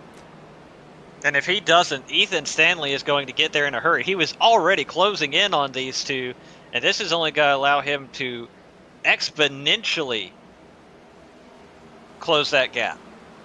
Scott Crump, last week's winner at Atlanta, clears Ethan Stanley, drives up the racetrack, got a little too high. Here comes Burrell back to the inside. Crump's going to have that kind of defensive preferred outside line against the older tires of Burrell. Burrell sideways off turn 4. He'll manage to hang on to it, but he'll lose several spots in the process. Ethan Stanley around Burrell now for 4th. Here comes Reynolds for 5th. Cutlip working to the outside for 6th. And all them now are chasing Ryan Gable and Tyler Fode, who are a second and a half up the road. But Scott Crump, Ethan Stanley, Blake Reynolds, and Jonathan Cutlip now have clear sights on those front two.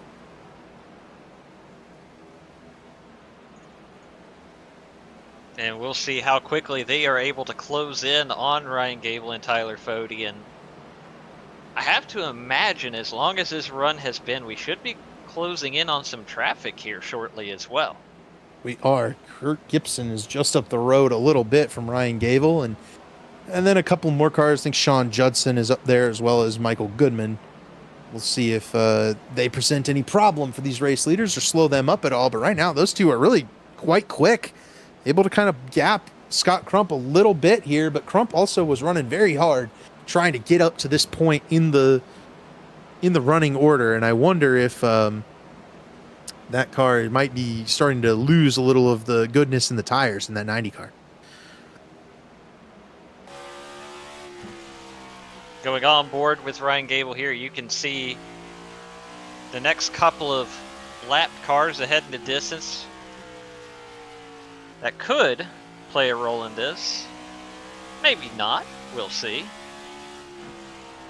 Michael Goodman, the next car up there, is on the lead lap in 25th. So that's, he does have some incentive to fight, but I don't know that Goody will. Ethan Stanley is just about to get underneath Scott Crump. He about ran into him there entering turn 3. Meanwhile, the battle for the lead rages on. Tyler Fode continues to try to get to the inside of Ryan Gable. And like you say, he's able to get alongside him, but just has not been able to power up off the inside and really challenge for that top spot. It's just so tough to pass at a Bristol that runs the outside line. It's almost easier to pass when Bristol is strong on the inside, because you can make that move on the inside lane and save your stuff down there and wait for that car to... Ethan Stanley and Jonathan Cutlip almost got together. Cutlip now to the inside of the 91 car. That's for P4. And now Cutlip is past Ethan Stanley. It's harder to pass when you run that outside lane. It's easy to keep the momentum. It's easy to hold somebody off. Scott Crump's currently doing that. Ryan Gable's doing that. Tyler Fode right now. I like it when you run the bottom. You can save your tires. You can be really quick late in the run if you run the bottom. Maintain. Bristol is such a unique track in that you can usually find a groove. It almost runs like a intermediate track, because you can run the bottom, you can run the top, you can kind of choose your lane lap to lap. Whatever's best, you can just make that work.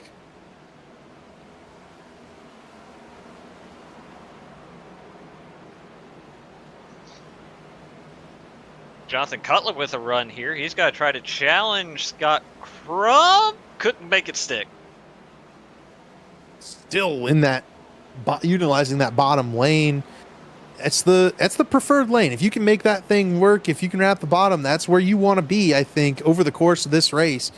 But when you run the outside, you can very easily fend off an attack from someone behind you right now. And that's what we're seeing from Scott Crump. That's what we're seeing from Ryan Gable, that defensive driving. Here's Cutlip going to work to the outside, try to generate a big run off of the corner through to into turn 3.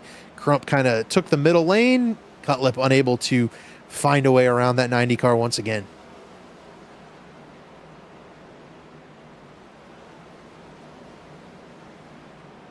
Give Jonathan Cutlip this. He is persistent. Oh yeah. So the old 5 car is certainly on the attack right now, and he got beat by these Lake Norman Chevys last week. Was certainly gracious in his those final couple of laps when Tyler Fode got sideways, exiting turn 4, kind of slowed up in front of Jonathan Cutlip. Cutlip probably could have just punted him into the outside wall and said, well, he wrecked in front of me. What do you want me to do? And ultimately kind of checked up. It gave Tyler Fode a chance to recover, and they finished 2 and 3 behind the guy who he's chasing right now, Scott Crump. So, he's been fighting these guys quite a bit. These guys are playing defensively. Jonathan, pretty patient driver, but I think he would like to be in front of these guys. Now, one thing that jumped out to me on that graphic as we see Matthew Weeks passing Blake Reynolds I know some of those laps have been under caution, but that's a 114 lap stint for Blake Reynolds.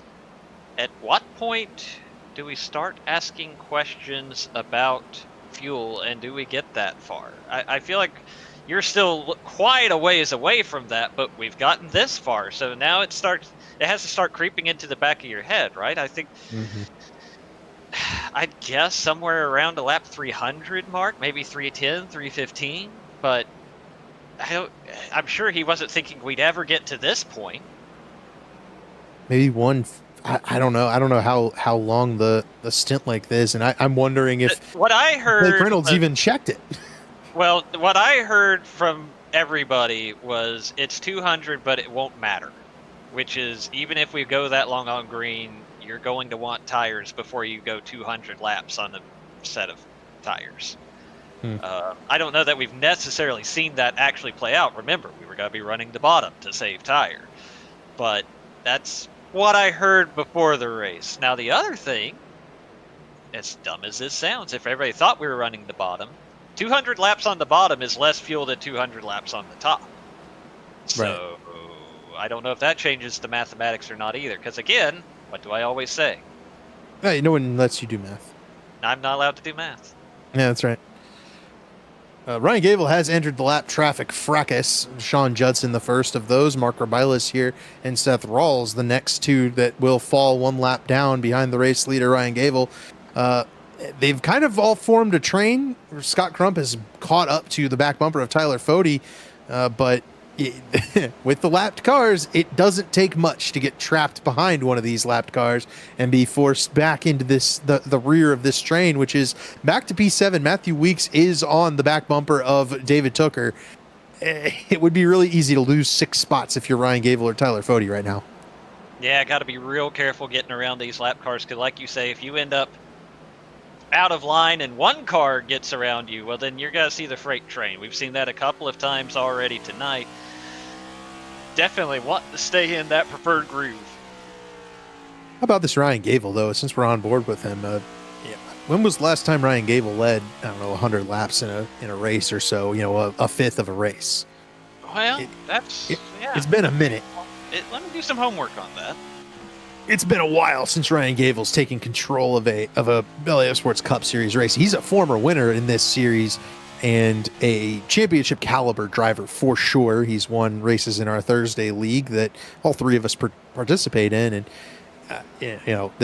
he's often said, "Oh, I'm washed now. I don't have as much time," and he's kind of considered himself to not be nearly as capable, but I mean, here he is leading this Bristol race. He has been very tough to pass. He's putting together a really nice pace. He and Tyler Fode are on a strategy with older tires, and they're holding off cars on much newer tires right now. So the last time he led more than 25 laps in a race would have been Homestead. Looking out of the outside of Scott Crump. All right. Last time Gable led more than 25 laps was Homestead 2024A. He did lead 180 laps out of 215 at Dover in the 2023 A season. That was the most dominant Gable performance we've seen. That was a while, two years and change ago, yeah. Well, unless we're counting the time he led 59 of 61 laps at the Roval. That's probably by percentage more laps led. That was what I thought the answer would be, was when he last won a Belly Up Sports Cup Series race, which would have been that Roval race. Well, no, that was a different one. That was 2020B when he led all those laps. His last win I think you're right. I think it was Coda. That's the one I was thinking of, but I got the track wrong. He is locked in behind Josh Adams. Adams is not interested in going a lap down to these race leaders. He is holding Ryan Gable up. Scott Crump has bypassed Jonathan Cutlip on the bottom simply because he doesn't have to run behind Josh Adams. Now here comes Tyler Fode to the bottom. 40 car to the race leader. He's gonna hit him! Fode gets a piece of Josh Adams and wipes him out. And that will be the yellow flag. Ryan Gable got the lead right back. Well.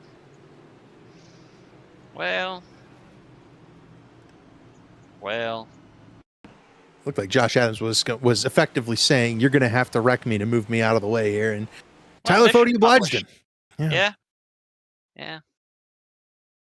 I will We'll see say if him- he didn't really. This is gonna be a tough one because.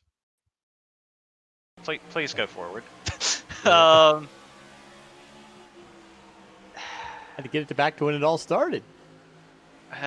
We did that. Well, I'm curious. Okay, I guess Adams was running a little bit of a diamond anyways, but at some point, there might even be a little bit of netcode. But either way, he was not exactly up against the fence on corner exit either. Now, I don't know if Tyler Fody cared. Yeah. If I'm being entirely honest, I think Josh Adams might have been in row G, and Tyler Fody might have still found him. But and this is always the philosophical debate, right? As the guy trying to stay on the lead lap, you are entitled to fight to stay on the lead lap. Leaders don't like when people say that. No, but I think there also is a difference between fighting and kind of blatantly holding them up to a point of, you're obviously costing significant time. Maybe. But hey, Maybe. Look, your ultimate point is you're correct, but you also kind of enable yourself to be moved. Correct. I would say there might have been a little more than moving there, but that's kind of what happens. It is your right as the car trying to stay on the lead lap to fight, but sometimes fights have consequences. So you have to be, if you're going to put up that fight, you have to accept a leader might get impatient and decide they're tired of you. Is that the right response? Is that what they should do? No, but it could happen. Right. We've seen contact between those two particular drivers before as well, so certainly not a guy I think that Tyler Fody said, well, if he comes down, I'm going to do everything in my power to avoid him. And they're going to give it to Josh Adams. All right. I guess they're saying because he moved down, he was, like I say, running that diamond line, which he had been consistently running, that ultimately the contact's on him. That's a tough one. I'm sure Josh Adams is not going to like that. Oh, by the way, we're about to go fight for some stage points. Yep, green flag is back out. Jonathan Cutlip and Matthew Weeks stayed on the racetrack, as did Chad Frankenfield and Paul Mikolajczyk. Gerald Campbell and Caleb Pecumer, they're all going to try to grab some stage points here. Ethan Stanley's the first car on tires. Ethan Burrell just came off pit road really late. He's a lap down now. Cutlip, the race lead. He's only got 3 laps to get those stage points. Oh, spins! Chad Frankenfield again! Chad Frankenfield wipes it out. Hogan in the wall. Gore in the wall. Holmes involved. A whole pile of cars. Judson Gibson. Tooker. Middle pedal. Jones. Middle pedal.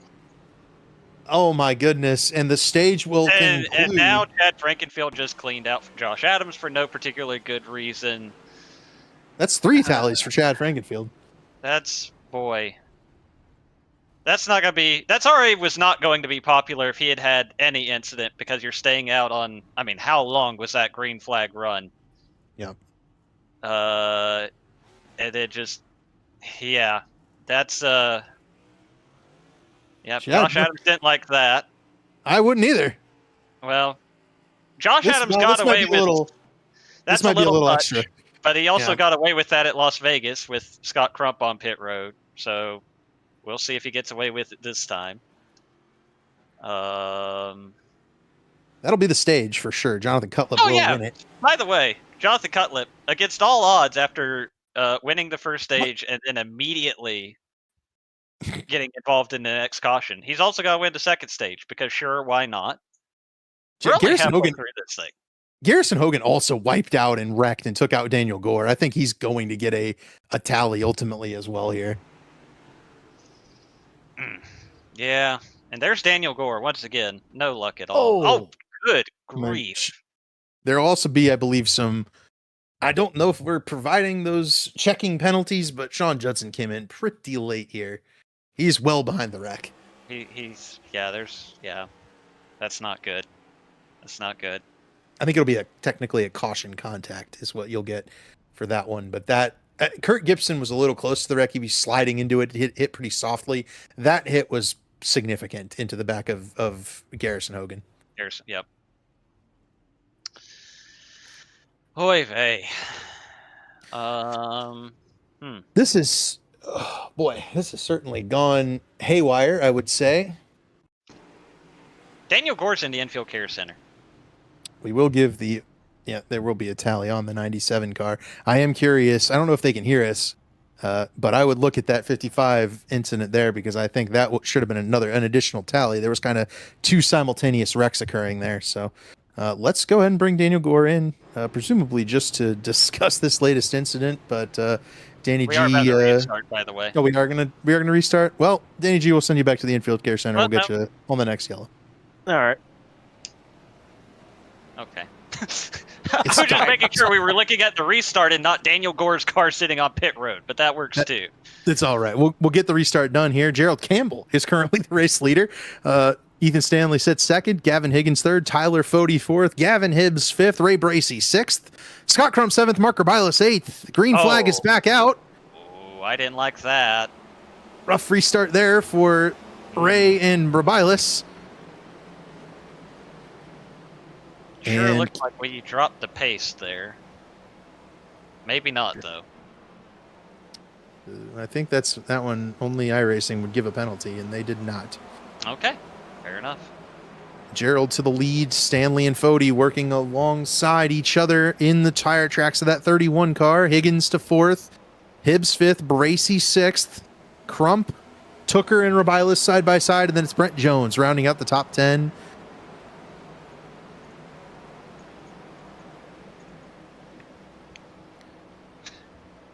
Oh, we didn't even see that one.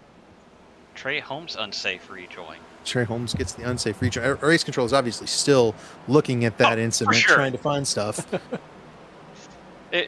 I know y'all can't see this, but Dave just sent us in our production chat a screenshot of how it showed up. That incident showed up on his end, and basically just his entire screen turned red with cars involved in the incident. Oh! Caution. Another one. Well, let's take a quick Okay. look and see what happened here, David and then Tooker. we will talk to Daniel Gore. That is David Tooker, defending race winner. Survey Right, says Whoop, whoop, whoop, whoop, whoop. that is a self-spin. Solo. Does not collect anyone else. Okay. All right. No, we're Oh, good. maybe. We're good. Oh, We're good. Is that one of those? Is that one of Fine. those famous We're fine. no contact self spins that Chad Yes. was talking about? Yeah. That's the one where you actually don't make contact with another car, and then somehow the penalty is different. But I haven't been smart enough to figure out how. Let's talk to Daniel Gore instead. Yeah, let's talk to Daniel Gore after that spin. Oh, there's there's the the unsafe unsafe rejoin rejoin. from Trey Holmes. Yeah. There's Um, that sure is a tally. Sorry, Danny. So take us through your night because it seemed like you managed to find your way into a bunch of different wrecks that were not your doing after the one wreck that was your doing. Oh, it was. I don't know. I was enjoying it. I managed to fix all my damage until that second one. Actually got too much damage were done, so the car is completely broken this time. No coming back from it this time. But yeah, it just happened in front of me. I had no time to react, and it wasn't even the main accident of that yellow. Funny enough.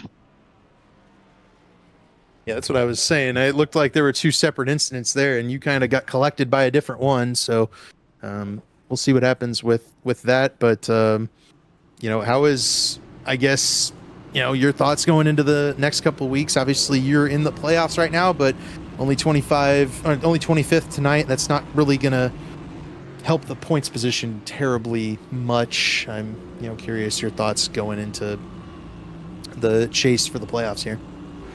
It's Daytona's the last one, right? Yep. I guess it's going to be kind of a do or die situation. I would love to make it in my rookie season, but we'll see. We'll just have to be smart at Daytona and maybe sneak in top 10, top 5. I don't know what it would need to be exactly, but enough to get me by. Gotcha.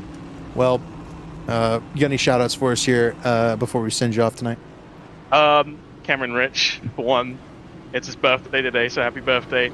I'm surprised he even offered to crew chief me through this one on his birthday, so big thank you to you. And my sister too. She's had a rough couple days. She's been in the hospital, so she just got out yesterday. I don't know if she's watching. She might not be, but if she is, I hope not. I want to thank her. Gotcha. Well, best wishes to your sister, Danny, and we're going green again. So good luck next week, buddy. Thank you. Cable car look right to you? It's a little wrinkled up on the right front, but I don't know if anybody's car is particularly clean at this point. Right, this 91 car's been backwards. Green flag is back out. It'll be Gerald Campbell on the loud pedal pulling Gavin Higgins through to the race lead. Higgins jumps to the inside on Campbell. He'll try for a pass at the lead. He will not get there. And it'll be Gerald Campbell continuing to lead, riding that outside line. Ethan Stanley to third. Scott Crump, last week's winner, in fourth. Tyler Fody sits in fifth. Then it's Brent Jones up into sixth with Ray Bracey alongside Matthew Weeks as Higgins makes another run at the race lead on Campbell.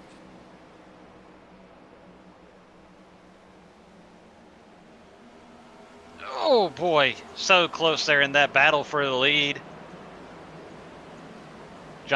Ethan Stanley will now look to the inside of Gerald Campbell for that second spot, and oh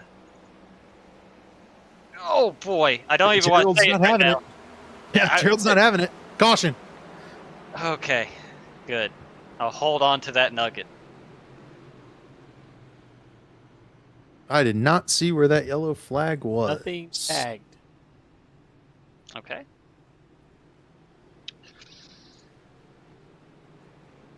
Nope.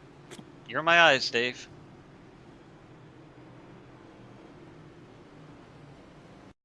I can see.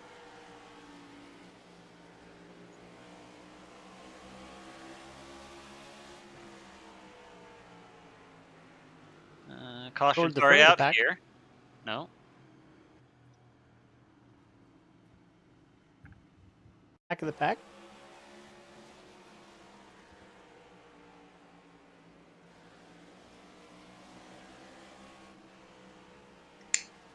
Off there. All right. A debris caution. So what I was going to Nobody's say, claiming it. Something come off a Gable's car? I'm sure there's something. We just haven't found it Try yet. this. Try this.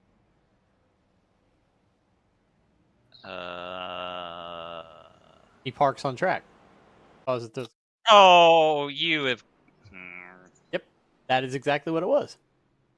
That's. I don't like that. I don't Oh, like hey, that at all. same here. Yeah, no, That race not a fan of that. simulation? I don't know what that is. I don't know. It's a frustrating night for Trey Holmes for sure. It's going to allow he for was some pit stop. Yeah. He had been involved in a couple of those wrecks. Just a bunch of damage on this 23 car. Now wait so wait.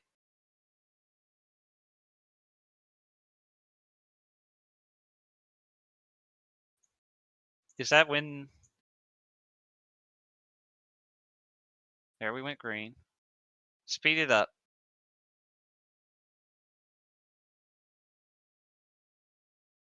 Because I'm wondering, is he the reason the caution came out? Okay.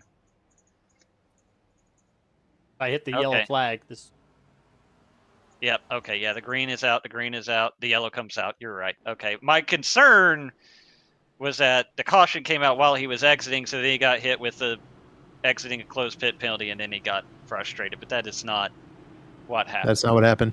No. Okay. One to green. What I was going to say has been brought to my attention by Dave Huck, producer extraordinaire. 31 car somehow against all odds, sitting on a 0X currently. Oh. He almost gave it up there, battling with Ethan Stanley. That's why I was biting my tongue real hard. It's the only Real one, hard. I believe, the only one sitting on no incident points so far. Gavin Higgins, the race leader, alongside Stanley. Then you've got Crump, Campbell, Weeks, and Fody. Green flag is out. The outside line gets a amazing jump. Gavin Higgins to the race lead. Scott Crump gets to the outside of Ethan Stanley. Matthew Weeks clears for fourth. That's a guy who knows how to win these full distance races, and that 11 car looks pretty clean. I would not count Matthew Weeks out just yet. No, you can never count out Matthew Weeks in one of these full distance races. Right now, challenging for that third spot. Scott Crump has it. And Weeks wants it, but Crump driving that defensive line that we've seen from all those Lake Norman Chevys all night long. And Crump able to hold off that 11 car right now. Campbell in 5th, and you've got Hibbs and Fody side by side for that 6th position. Gavin Hibbs got it at the line. Fody still trying to nab it. Jonathan Cutlip and then Brent Jones and Ray Bracey rounding out your top 10 right now.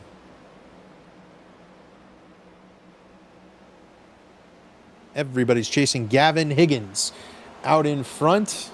It's a short track specialist IRL, and he's never won a Belly Up Sports Cup Series race, leading at around the halfway point. Let's see if this old number 20 car can't keep it up here. He's got some good pace right now.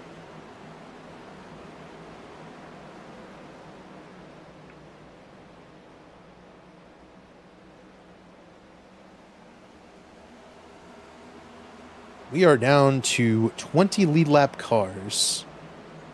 Of those lead lap cars, I'm going to give about 14 like unclean cars right now. Is kind of what I'm seeing.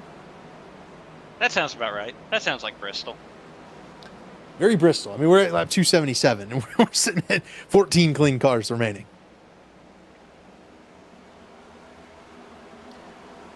To your point, you mentioned Gavin Higgins, short track guy. This is the second time he has led laps in a Belly Up Sports Cup Series race. Want to guess where the first one was? You might recall it. It was Vegas, I think, last year in the championship race.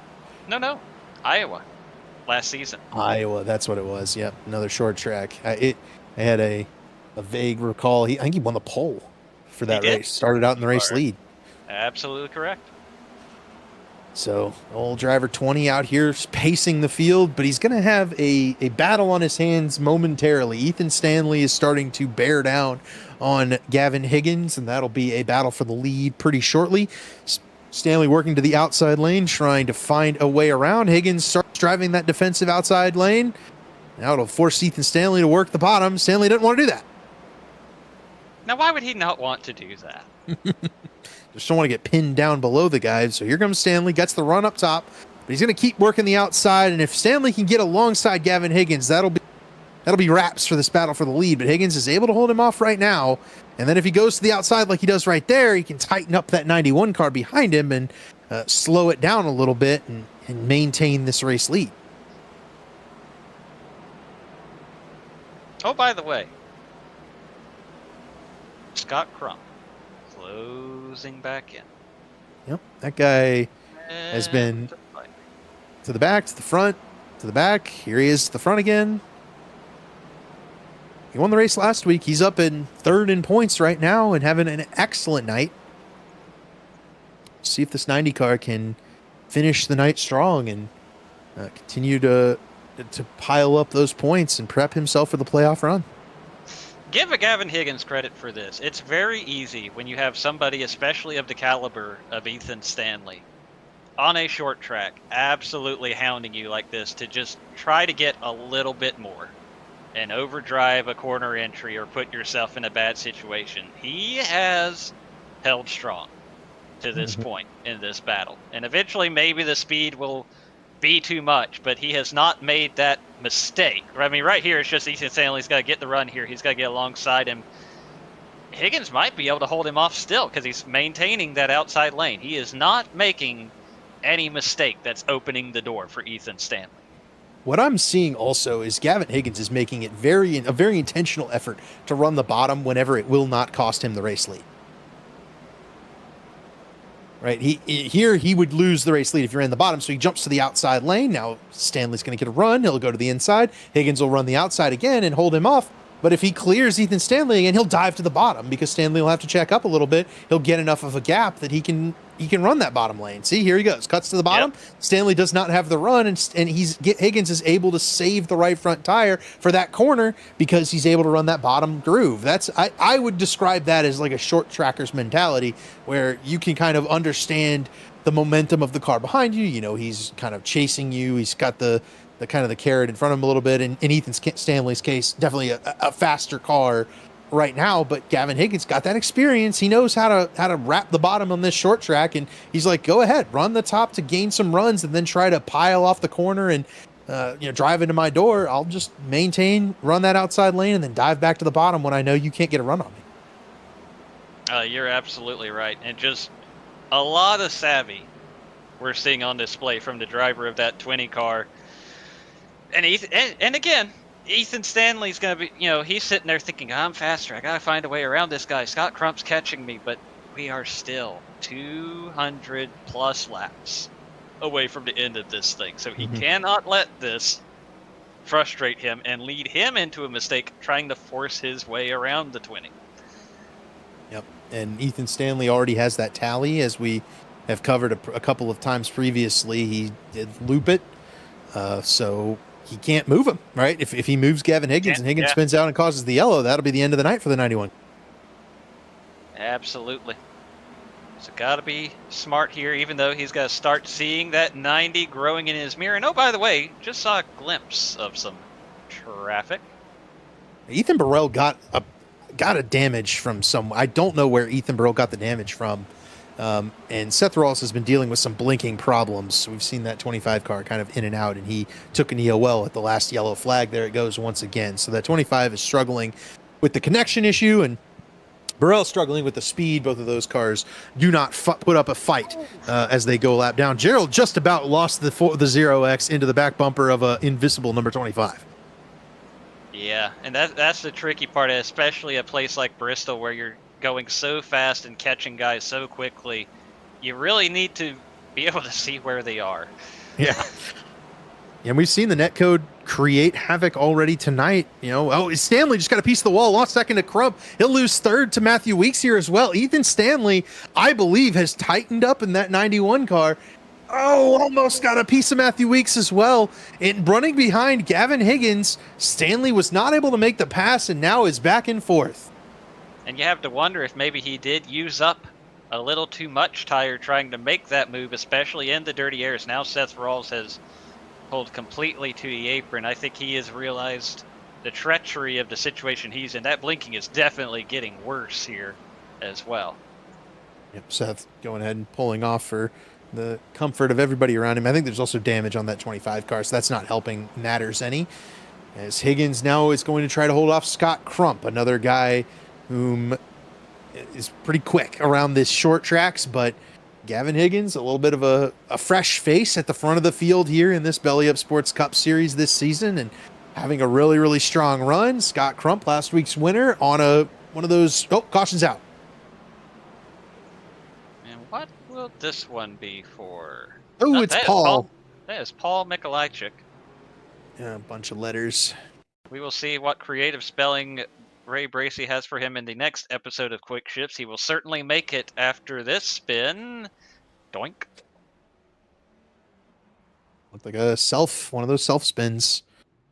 Indeed. Pretty cut and dry.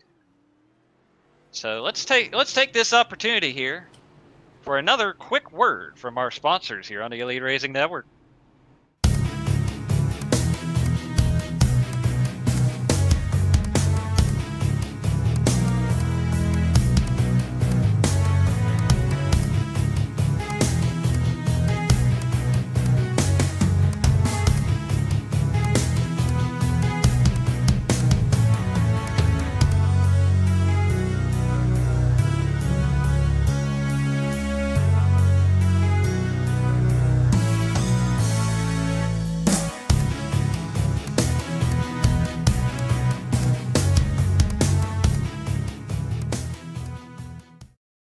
Numbers don't lie.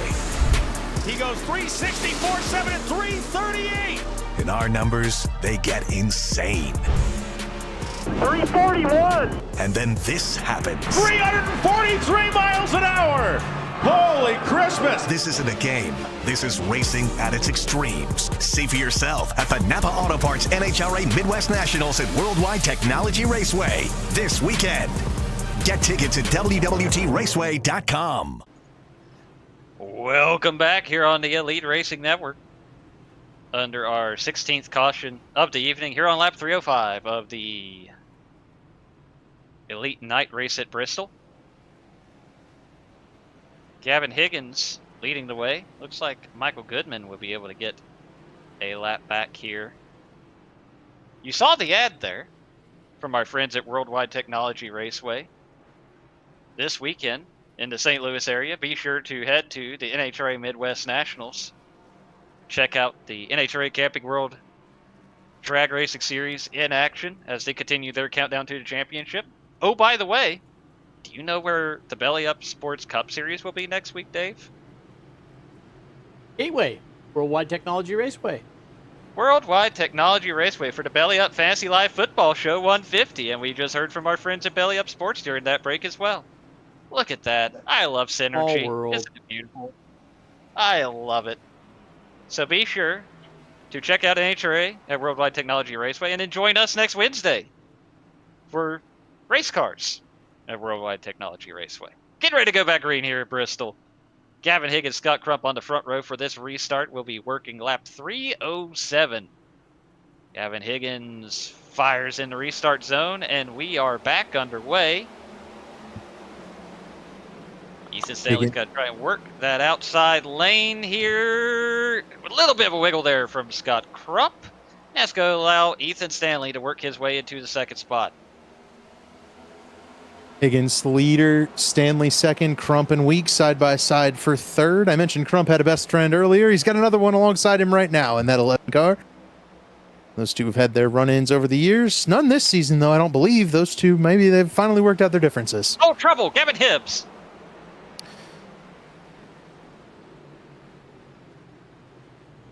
95 car around. I didn't see any other vehicles involved. This might have been another one of those self-spins.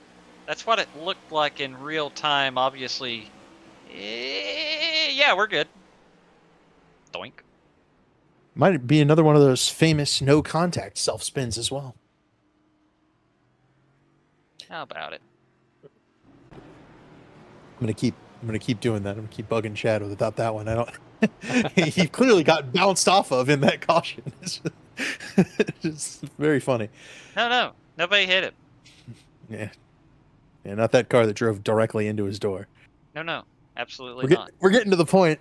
Getting to the point. 17 yellows. That's more this season than all of the 500 laps in last year's race.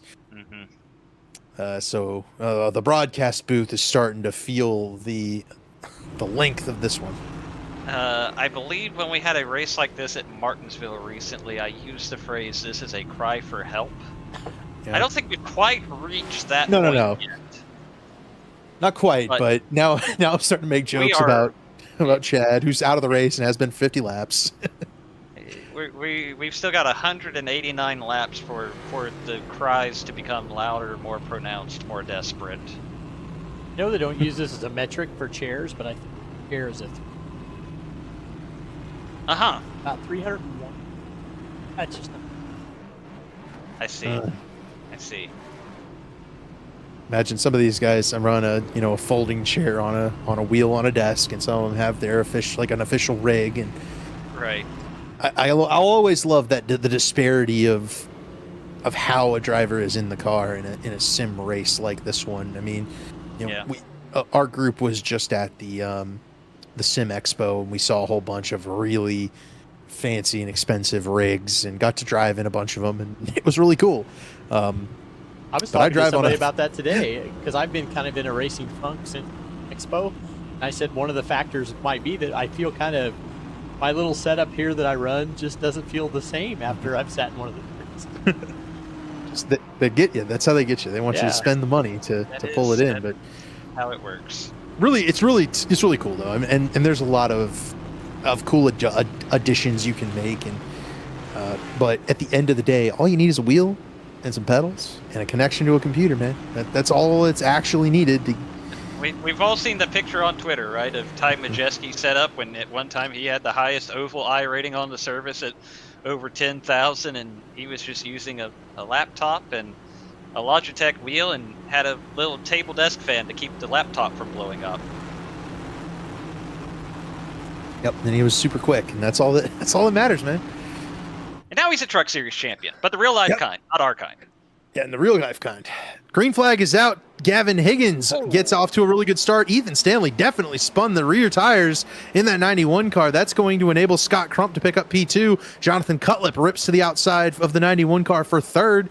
Gerald Campbell gets a really good restart and zips up to the outside to go around Matthew Weeks. And hey, shout out Gerald Campbell, man. We have not seen a run like this from the former two-time Elite Belly Up Sports Cup Series champion Gerald Campbell in a couple of seasons. And here he is in the top 5, on pace, fighting it out with some other champions in the sport. And hey, this is a good run for him, man.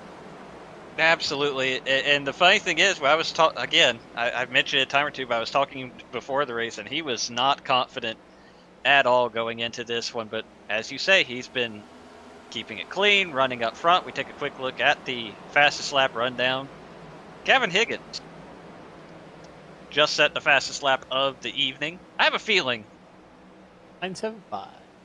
14.975. I have a feeling as the night goes on and the track cools off a little bit and we get fewer race cars on the racetrack, I don't know if that number's going to hold. I think we're going to keep getting quicker and quicker. I think these guys will speed up even further as this night drags on, and especially if we get a couple more yellow flags, re-rack the cars, and get a couple of these leaders in clean air that are really pushing to get a quick lap. I think that's the type of thing that we'll see here. As we look into this battle around the 10th position, you've got Ryan Schold in 9th, Ray Bracey 10th, Gavin Hibbs working underneath Ray Bracey in that 7 car, Brent Jones sitting here in 12th. On board with Brent Jones, and this is as good a time as any, is Scott Crump does challenge for the lead. Shout out to Brent and his diecast cars. He has a very unique little collection back there. We were trying to parse through which cars were back there. Not a whole lot of typical old Dale Jr. diecasts back there. He's got a wonderfully diverse collection of diecasts, and then that brings a smile to my face. I think the favorite one I was able to identify when we were looking at that shot pre-race was the Timmy Hill iRacing Pro Invitational Race Win diecast. Yep, that's a good one. It's the top row, second from the right. Yep, the white car. Yeah, I also am a big fan of the Jordan Anderson truck diecast. That'll be the orange nose, third from the left on the top row. But Brent's had a good run too, 13th right now. But I mean, he's been into the top 10 legitimately here and kept that 89 car very clean. See if he can't close this run off. It's the kind of run that can really galvanize a season. He had messaged me earlier this year expressing some disinterest in the cup car, I think. And Brent's a longtime driver in this series. He runs a whole lot of these races. He's up there in the overall race column in the Belly Up Sports Cup Series and Elite as a whole. And he just keeps on plugging away, but you know, maybe not always to the speed of a Ethan Stanley or a Jonathan Cutlip or one of those guys, but he's always, if he gets a clean run, this is the type of run that's he's very capable of every time.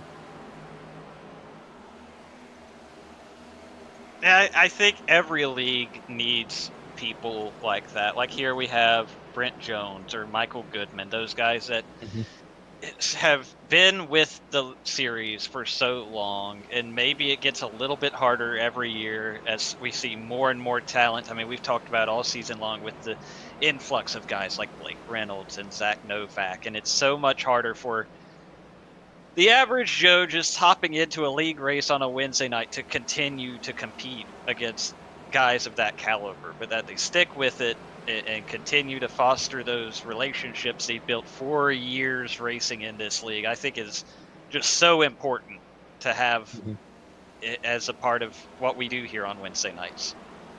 Yeah, and I think that tracks to any other iRacing league as well. And yeah, big time shout out to a guy like that having a really good run. And I mean, I'm seeing guys right now. I mentioned Gerald already, mentioned Brent. I mean, Ryan Schold and Ray Bracey are both in the top 10 right now.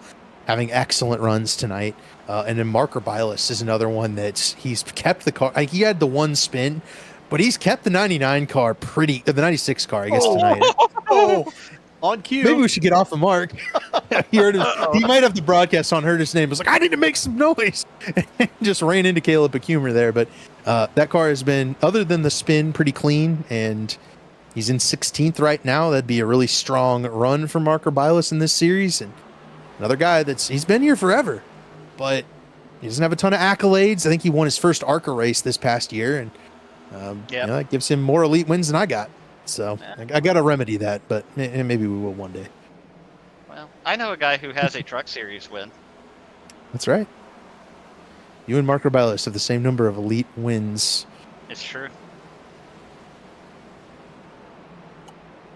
You're not missing anything up front. Gavin Higgins has just kind of held Scott Crump at arm's reach since the restart. I've had my camera on it. Crump's gotten to the inside of the 20 car a couple of different times, but hasn't really been able to do anything with him. Gavin Higgins is just doing that same lane where as soon as those guys get a run on him, he moves to the outside, plays a little bit of defense, then he feels that like he's comfortable and drops back to the bottom, saves the tire a little bit. It's the same method that got Ethan Stanley all burned up last run. And Higgins is once again executing at a high level in a pressure situation against a driver that won the last race. This has been such an impressive drive from Gavin Higgins, as you say, just really understanding what he needs to do defensively against some guys who maybe on raw pace might be quicker, but Gavin Higgins able to fire off, set that fastest lap on the restart, get out front, utilize that clean air, and now that it's starting to go away from him a little bit, still understanding what he needs to do to put that car in the right place and maintain the lead. He's doing a really good job, and he's been out front for a pretty significant chunk of the back half of this race. And Scott Crump's looking for ways around. I think the 90 car is a little bit quicker right now, but we've seen what clean air does in this next gen car. And again, I talked about it last week. I'll talk about it again. I'll talk about it every single week. It's just a little too real life for me, man. I do wish we could get these fake cars to the back bumper of another car and passing them. Versus getting stuck in the dirty air behind, because it seems like that's just what's happened to both Ethan Stanley and Scott Crump now as they're riding in the tire tracks. That's just dumping all that dirty air directly on the nose of the car behind, forcing it up the track. Driver has to overcompensate by turning the wheel more. It burns the right front tire off the car more.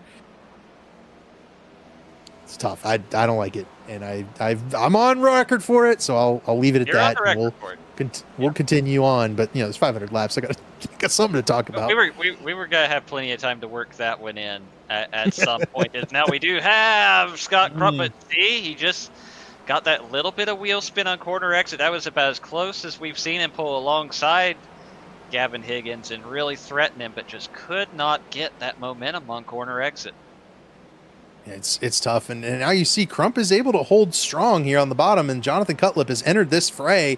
I think Higgins wasn't able to quite keep the tires on the 20 car as well this time, because you can see Scott Crump is rotating in the center of the corner much better than the 20 car. That outside line just very powerful down the straightaways. He's able to clear and close by, but as this battle rages on, you can look up the road. Sean Judson is up there about to go a lap down, and now Higgins shuts the door on Scott Crump on the bottom lane, but that might open the door up top for Jonathan Cutlip. It's just tough for Gavin Higgins right here to navigate, and these guys continue to battle. Oh, Higgins too high. Get Scott Crump through to the race lead. Cutlip to second. Gavin Higgins back to third. Our first lead change in quite some time. It's Scott Crump to the lead, but Cutlip got to the outside of Crump. They door slam into turn one. Yeah, this isn't over either. Gavin Higgins may have lost the lead, but this battle's still raging on. Scott Crump still trying to make that inside work, and he's got to try and work Jonathan Cutlip up the hill here. Yeah, Crump, I don't think, liked getting the door there on the front straightaway last time. Up the track goes Crump, just a little bit into the door of Jonathan Cutlip. Playing with fire a little bit. We've seen that netcode rear its ugly head, but Jonathan Cutlip now from third to first into the race lead. Scott Crump back to second once again. He'll be in the dirty air of another race leader and trying to challenge past a guy that ran him down when he was stuck behind another guy, and I imagine Scott Crump's not terribly thrilled with the turn of events there, but I think he'll be perfectly okay with currently sitting in second. I can tell you one guy who was perfectly thrilled, and it was Sean Judson, that they got that sorted out before they got to him, and he didn't have to try and play dodgeball. Yeah, that's about the last of the lapped cars that I'm seeing. Ethan Burrell is obviously up the road here, but that car seems to be heavily damaged and not at all going to hold these guys back. Mark Urbilas is about half the track up the road, so yeah, he's only 9 seconds back. With only 19 cars on the lead lap, the traffic is not as pronounced as it could have been here. A lot of those guys that might have been on the track are either getting that too much damage, we're done message from iRacing, or have been tallied out of the race. Burrell says his right front just popped. Yeah, that'll do it. Yep, so that's going to cost him a few more laps, but he might have actually just said that was enough fun for the night. He has indeed said that. Ethan Burrell has retired from the race, and the 37 car will not pick up any more positions tonight. Dookie dookie. Jonathan Cutlip continues to lead. The battle is right now on the track for 10th. Josh Adams and Ray Bracey have been going at it for a couple of laps here, and Josh hasn't been able to clear Bass Bracey at all. And it seems to be the best battle on track right now, and they continue to fight. Adams keeps chasing it up the hill towards Bracey's door, but Ray gives him enough space, and they've been side by side. Just oh man, Josh into the side of Ray there.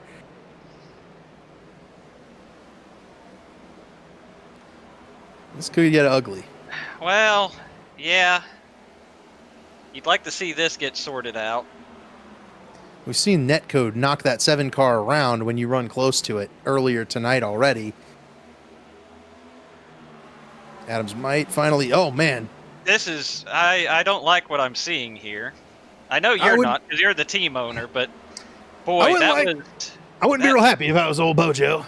That was... After about the third time getting hit in the door, I'd probably have something to say on the radio. Yeah. It's not like he was crowding him either. No, he gave him plenty of room. That was... There's a lot of... We've seen lots of lanes on this short track tonight. That wasn't particularly necessary to run the middle one. A couple of guys are starting to pace up back here, and I wonder if Blake Reynolds hasn't just been taking it easy a little bit. But that car is starting to look a little bit speedy in the rearview mirror here as Caleb Pecumer and Brent Jones do battle for 13th. Give it to Pecumer and now Reynolds to the inside of the 89 car. This battle all at the back end of the lead lap. And while we're kind of in this somewhat of a lull, other than the incidental contact between the 22 and the 7, let's bring up race driver of the 37 car, Ethan Burrell, and find out what happened to him. Because, Ethan, I don't remember you getting involved in any particular incidents. You just kind of weren't in the top 10 anymore on our end. Tell us what happened. Yeah, what's up? I missed you guys, man. I haven't talked to you guys at all. Yeah, I got net coated by the lagging car. It was unfortunate. No hard feelings to Seth. His internet was doing him dirty tonight, and it decided to take me down too. Got a bunch of suspension damage from it, and I kind of putted around that for a while, but yeah, it was nothing I could do. And you touched on it a little bit. We haven't spoken to you really at all this season. The best finish of 5th at Vegas, the one pole position, but definitely not the season we're used to you having. What's the mood like right now for you? Yeah, it's been tough. Obviously, the big update has really changed the car, and I honestly have had no seat time other than race nights. I'm working Wednesdays now when I wasn't before. So I mean, well, there it went. Well, Matthew Weeks into the 90 car. Scott Crump, he goes around. Caution is out.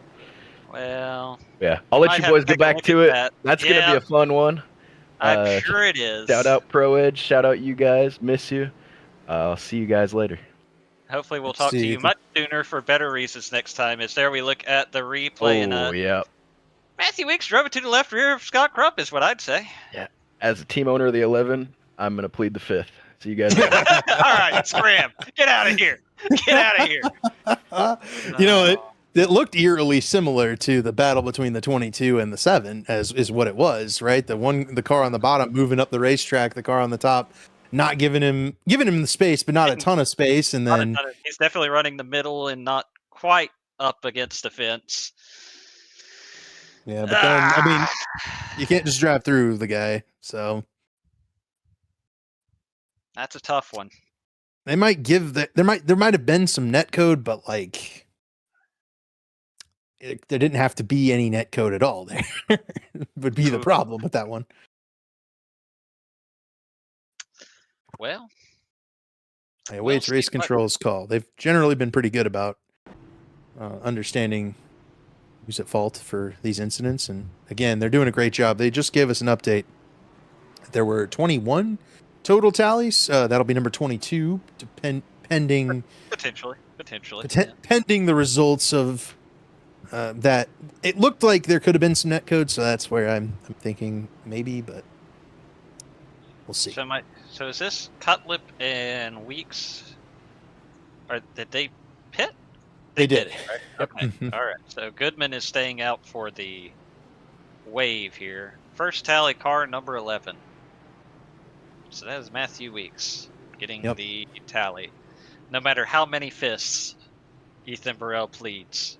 I could stand to drink one instead of pleading one right now, but that's another story. So, and I'm sure Scott Crump not too thrilled. You know, that's a rivalry we've seen quite a bit of. When I said earlier tonight that that's not the biggest rivalry Scott Crump has been in, referring to that restart with Blake Reynolds, that's probably the top of the list, right? That's probably who I was referring to. Matthew Weeks and Scott Crump. Yeah, that's one that's boiled and brewed and simmered for quite some time. And I had said earlier that they haven't really run into each other. Well, here we go. It's ignited once again. All right. Let's try this again, shall we, David? Yeah, let's try it one more time. Pace car heading down pit road. Jonathan Cutlip with 130 laps to go gets the green flag. Gavin Higgins gets a nice restart alongside Matthew Weeks. It'll be Cutlip sailing into turn 1. Higgins trying to hold off Weeks. He will not thus far on the back straightaway. It'll be all Jonathan Cutlip, though, into turn 3 and looking to hold that race lead off as Weeks gets around Gavin Higgins for that second spot. And now Ethan Stanley's got to try to get to the outside of Gavin Higgins. Probably thinking, boy, I wish I could have done that about 100 laps ago, but he will get around Gavin Higgins. Oh, hey, David Tucker. Remember when he was self-spinning about, I don't know, 100, 150 laps ago? He's back. 4 of the top 7 cars in this race right now have all been backwards at one time or another. That being the 5 of Cutlip, the 91 of Stanley, the 19 of Tucker, and the 95 of Hibbs. If you want to go a couple more cars back to 10th, Paul Mikulashik and Ray Bracey have also been backwards in this race. It's true. It is true. So it was not a death knell to get spun out in this one. I believe they call this a race of attrition. Yes. Definitely what it is here. And Jonathan Cutlip, though. One tally. Yeah, let's at least the 91. The 11 is riding on a tally now. The 19, the 95. Not Ray. He got bumped out of the way. Paul might be, I believe. Paul has one from his self-spin, yep. Josh Adams is riding on a tally right now. Made all the racing with Ray all the more confusing from that 22 car. Mm-hmm. Especially considering he's probably still trying to clean up his record from Vegas. Was it Vegas? It was Vegas. Double tally? He did. Yeah. Checking back in on Scott Crump back there as we watch the battle between Matthew Weeks and David Tucker. Leave it here, but Scott is 15th. Speed looks like it might have been sucked out of that 90 car a little bit. We'll give him some more laps to figure it out, but after bouncing off the wall pretty heavily, I think there might be a lack of pace now in the 90, unfortunately. Well, That is definitely Oh, unfortunate. Gerald in the wall! Oh, no! Oh, Did he get it? Gerald, that's next. Oh, No. dadgummit, Gerald. No, it's still 0x on my squid. Let's see what happens when he gets to the line here. I'm still showing a 0x. Okay. Maybe he got away with it. Maybe it was just a little scrape. Tis but a scratch. He rubbed the paint off it. Merely a flesh wound. Monty Python at lap 382. That's how long it took us to get to Monty Python? Yeah, I guess so. Don't worry, there's more where that came from here on the Elite Cool. Racing Network, because we still got 117 laps in this still have- race. Yeah, we sure do.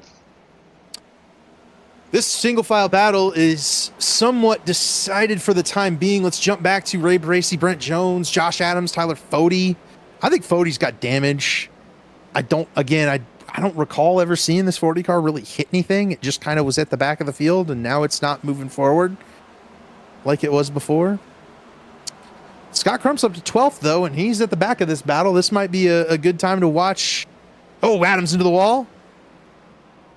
Scott Crump sails on by. Okay, the 90 car might be okay. He might be okay.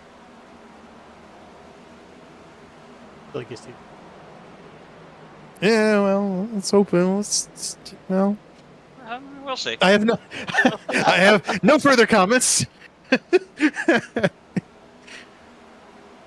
I am merely a spectator at this point in the evening as Crump goes underneath Ray Bracey. Beautiful paint scheme by Bracey, by the way. He's painted this one special. It reminds me of like a Valvoline style car. Kind of.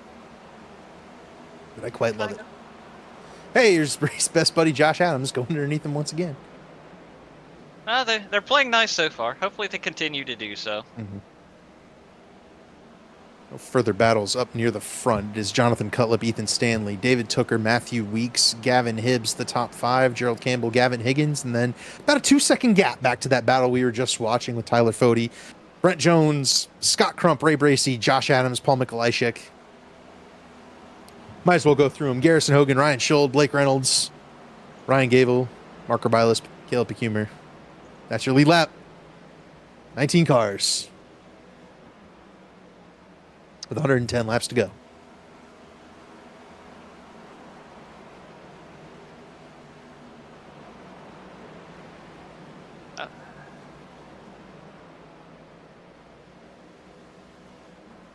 It's hard to tell. I think... Oh, was that Pecumer? Pecumer is gone a lap down. It looked like he got maybe some of the wall there as he was trying to let our leaders by, Jonathan Cutlip and Ethan Stanley. This car looks like it's on old tires. I wonder if either Caleb ran out of tires and had to take additional tires. Uh-oh. I hope In fact, I'm willing to bet that might be the problem. Or he's got like one set left. He needed to not take it last caution so that he could take one more set on the next pit stop and get to the end. Maybe something to that effect. But Caleb Pecumer, I think, suffering from a case of not having fresh rubber. That's what it looks like to me. Well, you've got about 10 cars stuck in behind Tyler Fode here. Scott Crump just got around him, but Fode's struggling right now. I think there's some damage on this 40 car as Ethan Stanley makes a bid for the lead up here. But that's stacked up a whole gaggle of race cars. As long as Stanley doesn't get the race lead from Cutlip, which he did not, let's jump back to this battle between Ray Bracey, Brent Jones, Tyler Fode, because this is a pretty significant snarling mess of cars. Scott Crump has avoided it. Bracey now looking to get around Tyler Fode, but they've encountered Caleb Pecumer. Maybe Pecumer hit the wall or something to get some damage. That's what we're hearing on Dominic Wright has informed us. He spun in front of Mark Rebelis on lap 373 and got some damage. There we go. That explains it. It. Yeah, if he spun, he slid the tires, and then that will effectively create an old tire situation for Caleb Pecumer here. And Bristol, just a place where if you have bad tires and some damage, you can really fall back in a hurry.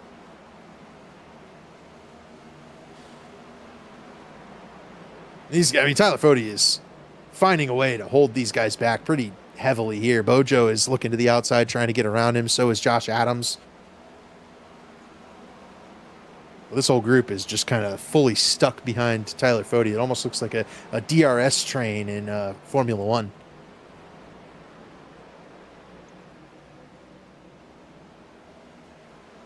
Nikolajczyk to the outside. Adams now works to the outside of Bracy.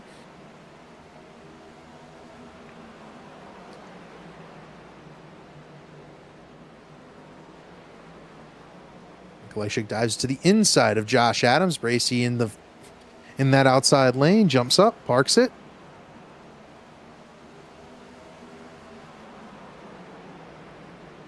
Nobody can get around Tyler Fode, though. No, you are exactly right. They have kind of log jammed right here. And I'd be real nervous if I was somebody like Ray Bracy right here. Don't want to throw away your race, but man, you don't want to be stuck in this log jam either and get hit from behind. Right, that's the concern, especially given the way the car behind raced you earlier in the event. So Ray, I think, is hunting some clean air to try and get around Tyler Fode. I think without disturbing the race of either driver here, and he's making a good run, but Fode able to kind of ride up the hill in front of him, block him off, and no momentum able to be carried by that 7 car right now.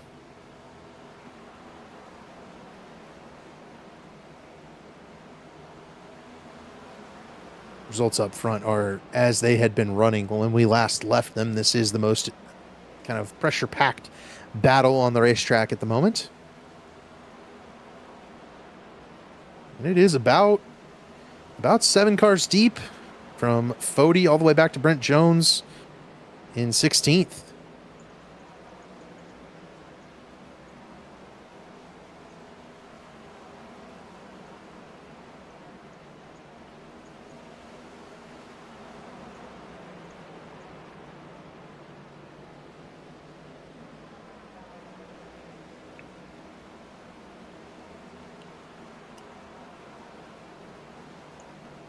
Laps are clicking away. We're down to 91 to go here.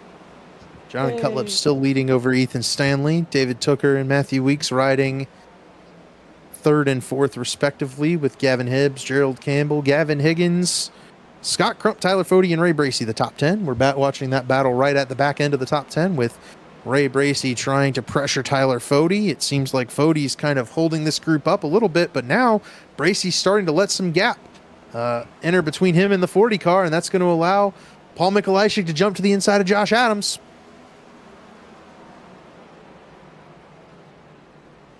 Oh boy!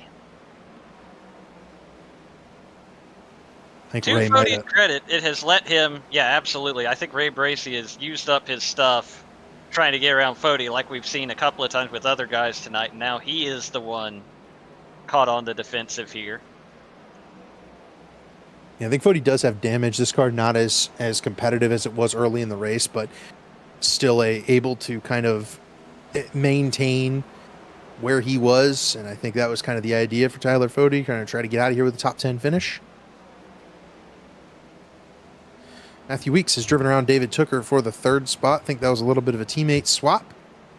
Let Matthew Weeks get closer to the lead as Nikolajczyk still trying to challenge Josh Adams on the bottom of the racetrack. They will continue to do battle behind Ray Bracy, and the more they battle, that 7 car is able to kind of put a little safety net between himself and the 2 cars.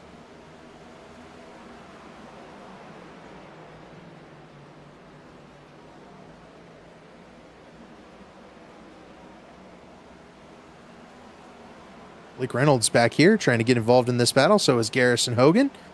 So is Ryan Schold.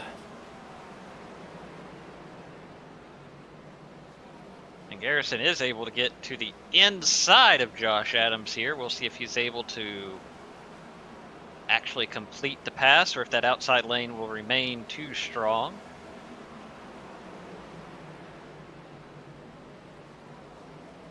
Just double checking around. This does remain the best battle on the racetrack right now. It's the battle for 10th. Ray Bracey trying to hold back a couple of Channel 199 cars, 3 of them, in fact, as well as Josh Adams' Shift Esports Ford and the Ford of Ryan Schold. Also, Brent Jones involved in this battle back there in 16th for the Crummy Electronic Racing Team.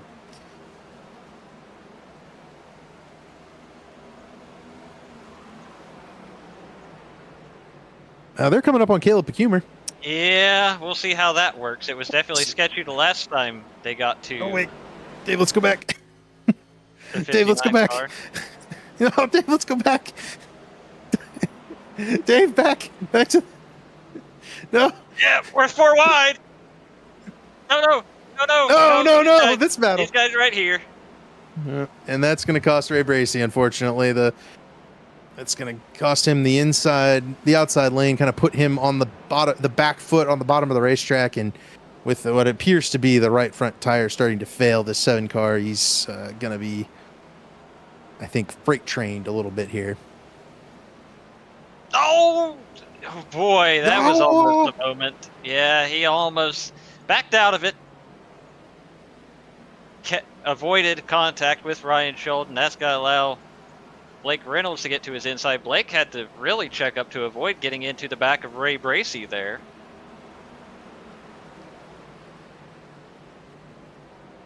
Yeah, poor Bojo. It's a tough little sequence there for the 7 car. Now he's back in 14th, and I would envision he winds up losing these 2 spots as well. They're not too far in front of the race leaders either. All that shuffling has brought Jonathan Josh Cutlip. Adams lost a ton of pace here. I don't know Oh. if he had a moment or... I mean, Garrison Hogan passed him like he was sitting still. Seems to be up to speed again. Maybe it was just a Maybe he wall just got- brush of some sort. Yeah.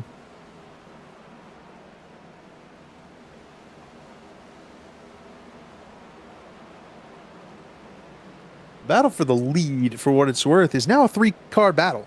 Jonathan Cutlip has kind of been keeping Ethan Stanley at arm's pace, as we've seen from the previous battles for the lead. But Ethan Stanley seems to struggle in the dirty air after a decent chunk of the long run, and now that's allowing Matthew Weeks to close in and try and take the race lead, or at least the second place away from Ethan Stanley. Stanley's really struggling up at the top of the racetrack here, and Matthew Weeks is going to go on by. Yeah, he should be able to clear right here, and that's going to move Matthew Weeks to the second spot. We'll see if he can chase down the 5-car of Jonathan Cutlip, but then, even if he can, then what? Because we have seen how important that clean air is up front. Jonathan Cutlip's not going to have a whole ton of clean air the rest of the race here. He's going to continue to come up on lapped traffic, and I think that'll equalize that advantage as Caleb Pecumer dives to the bottom to get out of the way. You will see a good bit of that, but as we click laps off, Cutlip's going to get closer to Ryan Gable, Mark Rabilis, Kurt Gibson, Michael Goodman, Brent Jones, and Ray Bracey, who are all up here not too far off, as Pecumer does bring the number 59 car down pit road. He's got an 8-lap gap back to the 20th place Sean Judson, so I think Pecumer can afford to go ahead and take some tires here. Well, I don't think he did that. You just park it? His car disappeared while we were looking at it, so I think he's doing more than tires. Fair enough. Unless he blinked out. It's a long night he's here still at Bristol. there. He's still there, but also he's still there. The jack is down. Yeah, there's damage also on this 59 car, so it could be part of the calculus here. Just take about 3 or 4 laps worth of damage and see if you can't drive the car the rest of the race, but yeah, he may just be calling it a night there.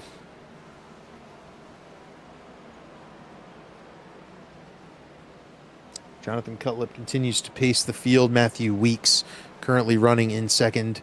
Ethan Stanley sits third. Here's a battle for the 5th spot between the Gavin HIs. Oh boy. Hibbs leading Higgins here, and You've got yet to stay. more laps where they're running nose to tail. I believe in you. Hibbs works to the outside lane. Higgins to the bottom lane. Hibbs in that red and white number 95. Higgins in the all black number 20.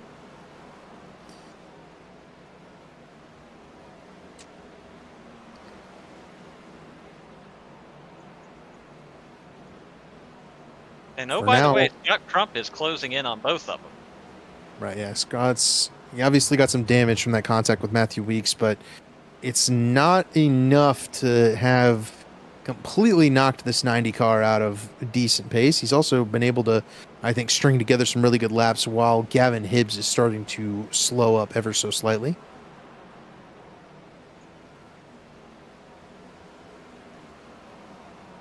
These guys have all gotten around Gerald Campbell. Campbell has fallen to 9th, right behind Tyler Fode. In fact, he's about to fall into the clutches of Garrison Hogan for 10th.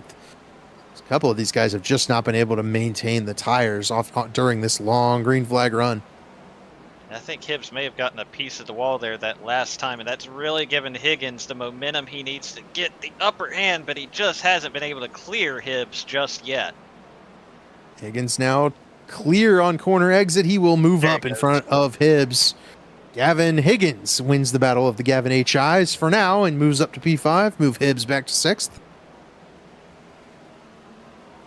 And here comes Scott Crump. Again, Scott is in such a points position right now where 7th with some stage points is a mighty fine night, especially given that he's been turned backwards and knocked up the track and lost track position multiple times, and I'm presuming lost his cool multiple times.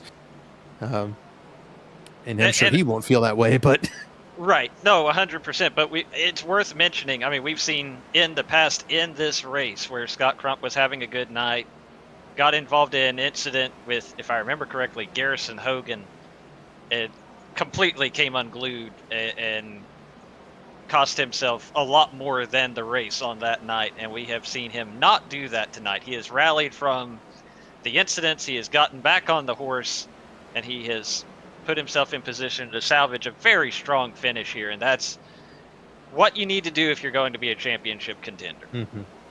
That's right. Battle for the lead is starting to get interesting as well. You can leave it on this one for now, but if they single out, let's jump up to the battle for the race lead between Jonathan Cutlip and Matthew Weeks, because they just lapped Ray Bracey. Bracey also even pulled over for them, but Matthew Weeks got all the way to the rear bumper of Jonathan Cutlip, and they're going to continue to encounter lapped cars on the lead lap. They might even let them by, but just the fact of having to potentially check up a little bit and find your way around, that's going to close this gap up, and that's exactly the type of thing that Jonathan Cutlip could lose this race due to. Like the wrongly placed lapped car could cost him the race win here.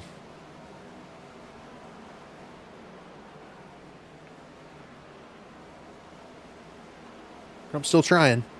Still trying. He got him this time. Tyler Fode's also going to follow his teammate through here. Fode, with that really long save at the beginning of the run, looks pretty sporty right now. That 40 car has really started to come to life. Unfortunately, it's just going to be a little too late for Tyler Fode. Boy, look at the speed difference there between Scott Crump and Mark Rebelis in the 96/99/69/66, whatever he is tonight. He's certainly a car number. There are numbers painted on the door of that car.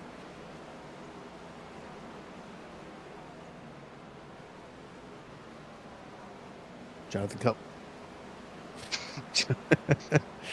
Cutlip continues to lead this race. Matthew Weeks is second. Cutlip has pulled away from Weeks by about half a second, but he's going to need to navigate lap traffic, including that battle we just saw on our screen. This battle will likely come into play as well. Gerald Campbell is really starting to fall off.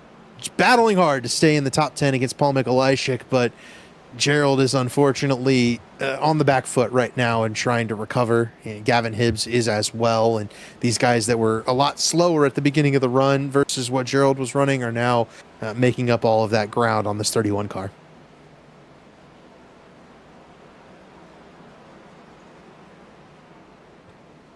still have to say, pretty strong showing and a very disciplined showing from Gerald Campbell tonight. Currently outside the top 10, but definitely the kind of night we once upon a time we're very used to seeing from Gerald Campbell. Mm-hmm. Right. Yeah, he's a former champion of the series. Here's a battle for position between cars that are one lap down. Ryan Gable looking to the inside of Ray Bracey. Brent Jones has gone a lap to the leaders as well in the 89 car. Still a strong run for Brent in this one. I mean, Jonathan Cutlip's running up on Blake Reynolds, Ryan Schold right now. Like, some fast cars about to get put a lap down by our race leader, Jonathan Cutlip.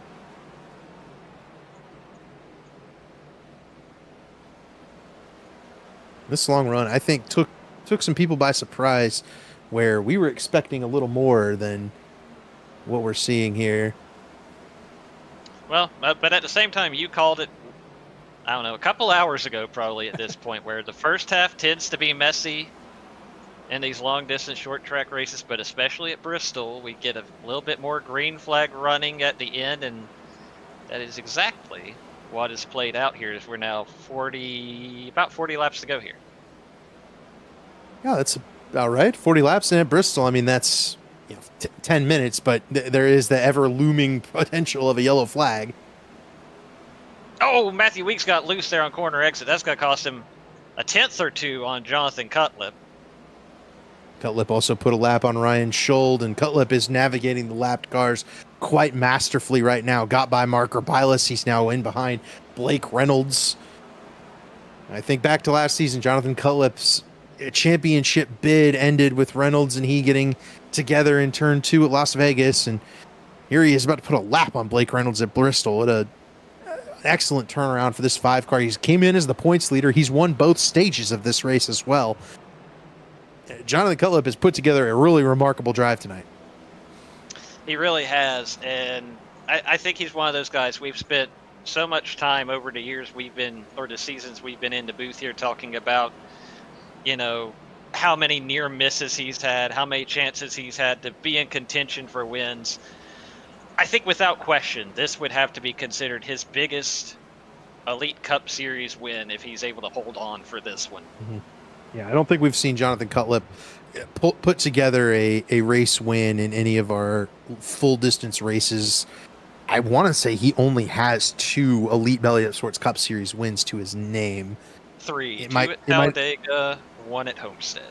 There you go. That's the number. So, what I expect for Jonathan Cutlip is he's been in this position a lot of times before, and it just hasn't worked out for him. But right now, he is doing everything right. She needs to keep the tires on the car for 33 more laps.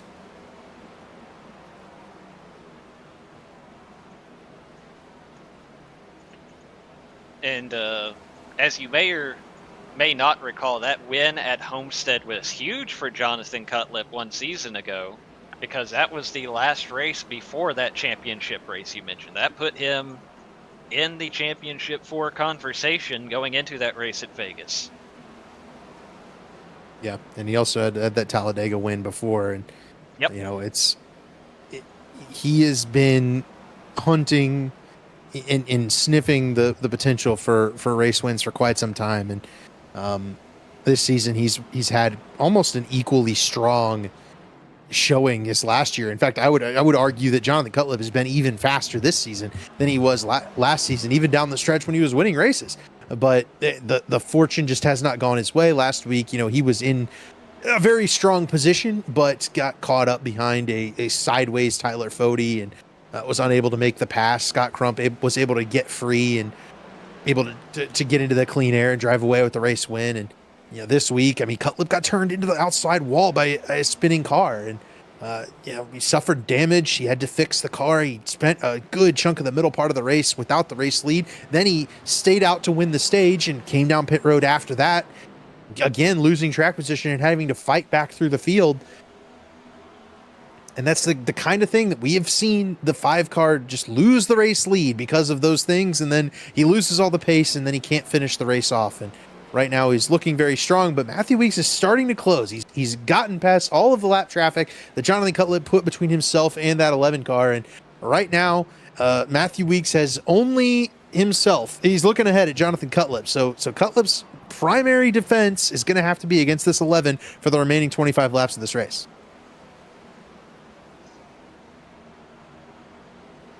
It's going to be very interesting to watch this play out over the final 25 laps should we stay green, because like we established, Jonathan Cutlip knocking on the door of that first win this season. He's finished in the top 5 4 races in a row at this point. We've talked to him 2 of those 4 nights, but I mean, we haven't said it enough, and we've said it plenty. Matthew Weeks, when it comes to these long distance, these full distance crown jewel races, he has won 6 of them, 3 of them in the Daytona 500, 2 of them in the Brickyard 400, and also 400 miler at Fontana last season. Bristol is still on the list for him. He wants to get that one. He wants to get the Southern 500. This is a chance for him to get another box checked tonight. Yeah, he's really working hard for it right now, but I'm looking at the lap times. 16:03 for Weeks, 15:99 for Jonathan Cutlip last time through. That's not going to get it done. Weeks needs a lot more to find a lot of pace over these next couple of laps that Jonathan Cutlip doesn't have, and I don't think we've seen it other than when Cutlip has had some run-ins with lap traffic. But Cutlip's putting a lap on Gavin Hibbs right now. That's the 10th place car, going a lap down to the leader, and then Cutlip's got Ray Bracey right there as well. Bracey takes to the inside lane. Cutlip rides the 5 car up to the outside, up that progressive banking. Suddenly 2 cars are between himself and Matthew Weeks, and the gap grows. And that's what Jonathan Cutlip needs to keep doing, just adding those lap cars, adding that buffer. Man, tough break for Ray Bracey, now 2 laps down to be part of that buffer, but just Jonathan Cutlip continuing to stretch out that lead here with 20 laps to go. Yep, up over a second now for Matthew Weeks, but up to Jonathan Cutlip. Weeks does clear past Gavin Hibbs. Oh, Higgins is gone. Gavin Higgins drops. Oh no, the connection and for the young driver who led so much of this race, and Higgins may lose about 10 positions out of what was going to be a really strong top 10 finish. Disappointment for Gavin Higgins. He's gonna fall all the way back to probably 20th if he is not able to get back into the lobby here. This race might be over by the time he loads back in. 17 laps to go for Jonathan Cutlip. And like you mentioned, just such a tough break for Gavin Higgins with the night he had, not going to get the finish. He deserved a night, but still, you have to walk away very impressed with his performance this evening at Bristol. He was really strong, held the lead for a really long time. We'll have to look at the total number of laps led later, but I think it was up near the triple digits where he led a big chunk of this race. Here's a battle that's going for the 4th spot. David Hooker has it. Tyler Fode wants it. Gerald Campbell's going a lap down in the process to these 2. Fode's really come on strong of late. He's only lost about a second in total to the race leader since he kind of started pushing. I think Fode kind of identified pretty correctly that there was going to be a long green flag run. The tires feel like they're the best on this car, and the car chasing him right now being Garrison Hogan in that 55. And I mean, how challenging must it be to manage this tire over this long run with the finish in sight? You're trying to get every position you can. But for these 2 guys, this is probably their last one they can get, right? They're probably not chasing down Ethan Stanley. So they're going to fight for every advantage they can get right here with 12 laps to go. For Garrison Hogan, that's a spot in the top 5. That'd be a really strong finishing position. David Hooker has that right now. Tyler Fode is clearing away from David Hooker, so move Fode up to 4th. A really strong run for Tyler Fode, but ultimately he'll come up short from what his goal was going to be tonight as well. Garrison Hogan's the next car on the prowl, trying to get around that 19. No drama up front. This is the closest battle on the racetrack right now. Hogan trying to find his way underneath that 19 car of David Hooker.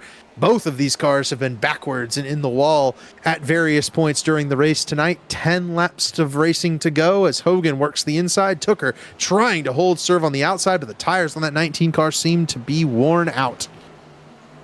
Yeah, absolutely. Just hanging on. Garrison Hogan's got to pick up that spot. He's going to move into the top 5. David Tooker will slot back into the 6th position. We'll see. It's about a second back to Scott Crump. We'll see if Crump is able to close that gap or not. Definitely time running out for the driver of the 90 car to pick up that 6th position. Yeah, only 8 laps to go. I don't know that he'll get there, but he might try. Will Scott Crump, and Jonathan Cutlip is about a couple of seconds behind some lap traffic here. It might play a factor. Hopefully not, though. It got a 2-second lead here with 7 laps to go. It feels like this is Jonathan Cutlip's race to win here. You look at the way this night is unfolded. It has been a excellent story for Jonathan Cutlip. Multiple versions of comeback. I mentioned them earlier, and a lot of different guys have kind of found a way to come back in this race and make this race a good performance for themselves. But this has been one of those races. You mentioned that it's hard to run a long run at Bristol. We can see one of the cars that's really struggling right now, that being Gerald Campbell on the tires. Running a long run at Bristol is one of my favorite things to do on the iRacing sim. It's such a tough track. Everything is moving so quickly, but when you find the rhythm like Jonathan Cutlip has tonight, it feels like you are making the car sing. The track itself has come to you, and Jonathan Cutlip is currently 3 laps away from a really big win. I mean, this would be absolutely huge for Jonathan Cutlip, and that lead has grown. I mean, even just here in the past couple of laps, he's added another second. Clearly the car with the most pace here at the end of the Bristol night race. Can he hang on for, another lap and a half? I think so. Jonathan Cutlip rolls out of turn 4, sees the white flag here in the Bristol night race, and in 14 seconds it'll be over. Cutlip off turn 2, no traffic ahead, no pressure behind. A very strong and convincing win. He won both stages in this one, and off turn 4, Jonathan Cutlip will win the night race at Bristol, his first win of the season, his first full distance race win in the Belly Up Sports Cup Series, and his first win since Homestead last year. And this will be a car hunting the championship, as he just kind of lost connection. Did he blink out after winning the race? Looks that way. Wow. What an incredible... Imagine if we had one more caution and he doesn't make it to the finish. Or he DC'd, but I don't know. Surely Here's the running. You'd want to at least celebrate, right? Surely that's not what happened. I don't know. Here's the running results. Jonathan Cutlip did cross the line first. He will get the race win. Matthew Weeks second. Ethan Stanley third. Those are the 3 drivers we will talk to here in momentarily. His connection dropped due to upload packet loss. Wow. Oh my gosh. He was literally 1 lap from that happening. Wow, it's a good thing that race ended when it did. That's it. We got it. That's it. He had exactly 500 laps worth of internet. Oh, buddy. That prepay internet. Tyler, he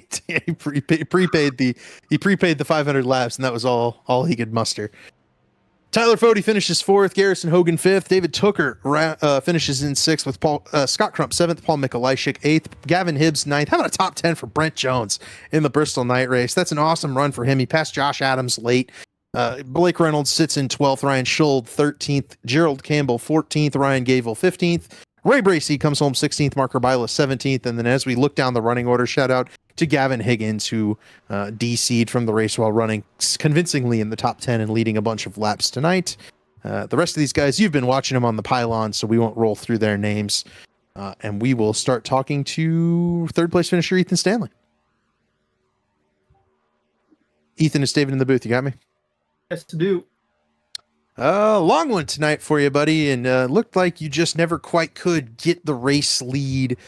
Second, a couple of different long runs, but the leader kind of drove away from you, and it seemed like you just couldn't get by him. Take me through kind of what it took stalking those race leaders and winding up P3. Yeah. I mean, once you got within a half a second of the guy in front of you, you just kind of lost the front end, and you'd end up wearing off the right front, which is what I did at the end there. Um, yeah, it was just so tough to pass.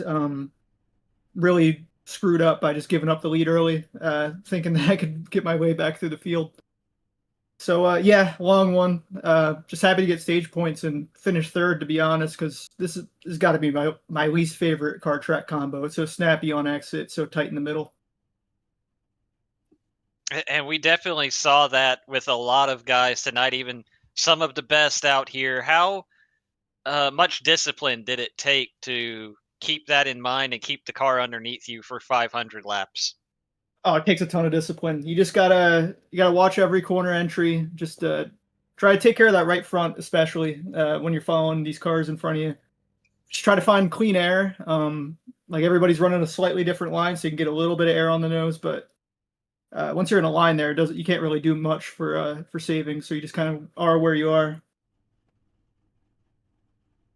And Ethan, you know, you're already a race winner this season. You think ahead to the playoffs coming forward. Obviously, you've continued to put together really strong runs, but as you look forward, you know, you feeling like this race was in line with your expectations, and are you going to be even stronger next week? Oh yeah, I should definitely be stronger. I think we're at Gateway. That's like one of my best tracks. Yeah, this place pretty. Honestly, I'm happy with third, just because I've had such bad luck around here in the Cup car, at least. And I'm always pretty quick. I just can't save tire. So yeah, I'll take it. And before we let you go, who do you have to thank on this third place finish tonight here, Ethan? Big thanks to Racecraft Academy having me on this season.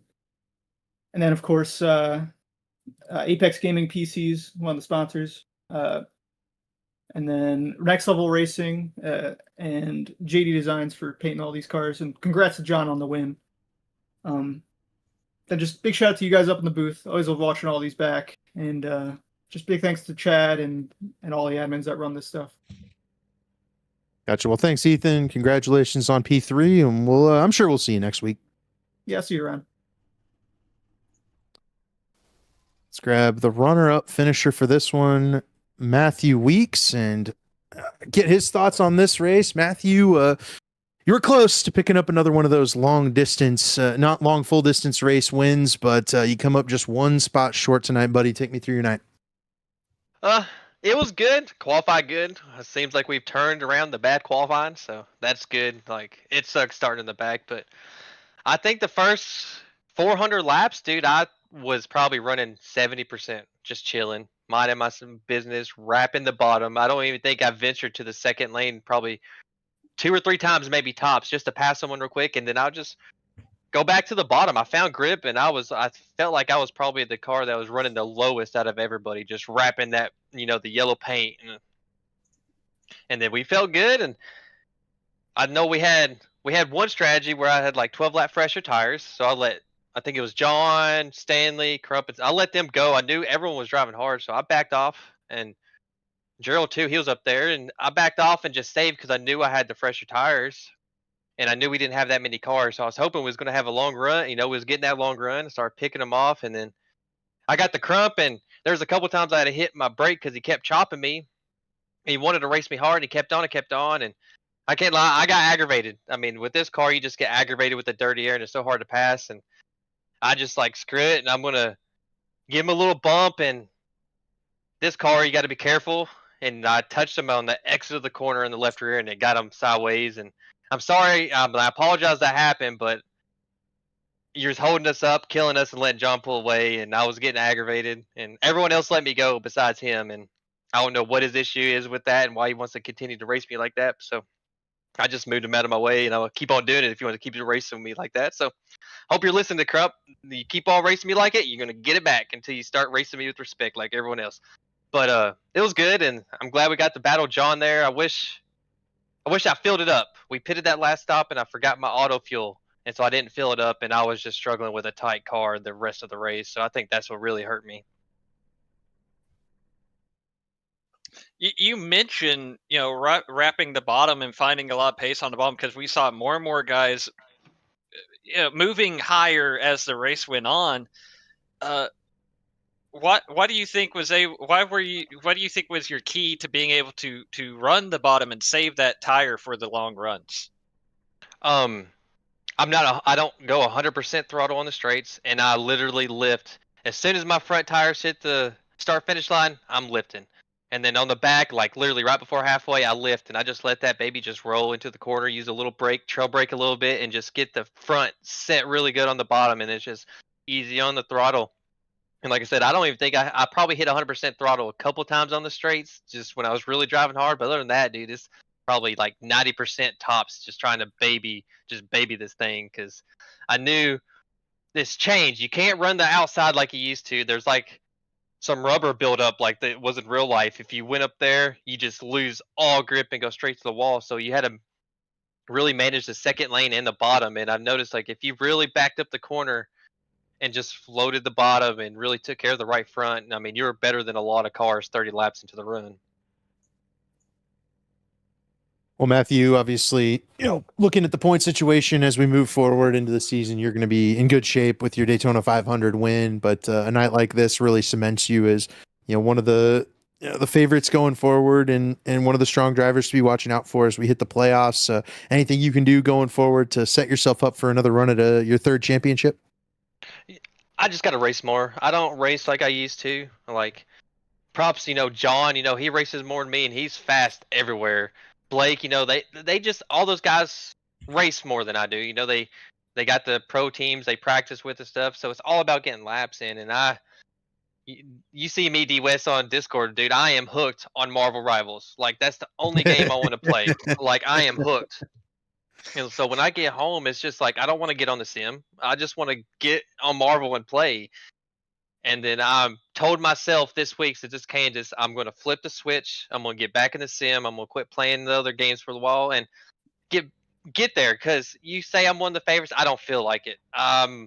Like, in the long run, like, if we take a complete long run, I think I'm probably 2/10 off the pace of like John, Blake, Zach, those, and Fody and those guys. So I got to get back in there. I got to get my speed back. I'm slacking. So I think that's really what I'm going to start doing, is putting more time in the sim, and we're going to get faster. I invite Ray Bracey to do his worst with Matthew Weeks talking about Marvel Rivals here in the next episode of Quick Shifts. But before we wrap this up, Matthew, who do you have to shout out on this runner-up finish? My buddy Justin Vandermeer, he's on vacation. He's been on vacation for a while, and I don't know exactly when he's going to be back, but shout out to him for making my beautiful throwback scheme. I only ran it 3 weeks in a row because the perfect lineup with Darlington, Atlanta, Legacy Atlanta, and Bristol. It just felt right to run this scheme 3 weeks in a row. So shout out to my buddy. Hope he's having a good time on vacation. Shout out to John. He paints beautiful schemes. Hit them both up. Justin's JV Designs on Twitter, John's JD Designs on Twitter. Hit them both up. They'll paint you something nice. I seen John painted Trey's scheme, that Beast White. That thing was sharp. That was probably the best paint scheme I have seen in a long time. That thing looks so good going around the track tonight. Shout out to him on the win. I would say the Pro Edge guys, a lot of them had bad luck. Took or rebounded with his self spin. So shout out to him. We were all pretty quick, and it's just some of us just ran into some bad luck. And so, I mean, we're showing up. All of us are showing up with speed, so that's good. And Trey looked fast. It sucks he got caught in some stuff because he's quick at this place, and it's his favorite place. And I had money on him to win tonight, but he just got caught in some stuff. And I haven't watched it back, but I will. But unlucky to him. You guys in the booth, I know it was a long night, especially Bristol. You get a lot of caution, so apologize for that. You know me, I was sitting there harping at those guys, let's go long, but they didn't listen. Everyone that watched, hope y'all enjoyed the race. Like the laps we did, the race, like the long run that we did get, that was fun, dude. The car was really fun to drive when you got some laps on it, so I enjoyed that part. And the car sucks in dirty air, we all know that. Wish they'd take that away, but oh no. That's what I tell them. Like last season, this car was amazing, and this car has went from I loved driving this car to something I don't ever want to drive. That's how bad the dirty air is, and I hate it. Like I want to be able to get up to somebody and use some air, and race these guys, and you can't do that anymore. So, hate y'all iRacing for copy in real life, but yeah. if only one of the announcers had said that each of the last 2 weeks. But yeah, all in all, shout out to all the drivers tonight. We turned, the first half was bad, but we turned the race good. So I'm glad we did that.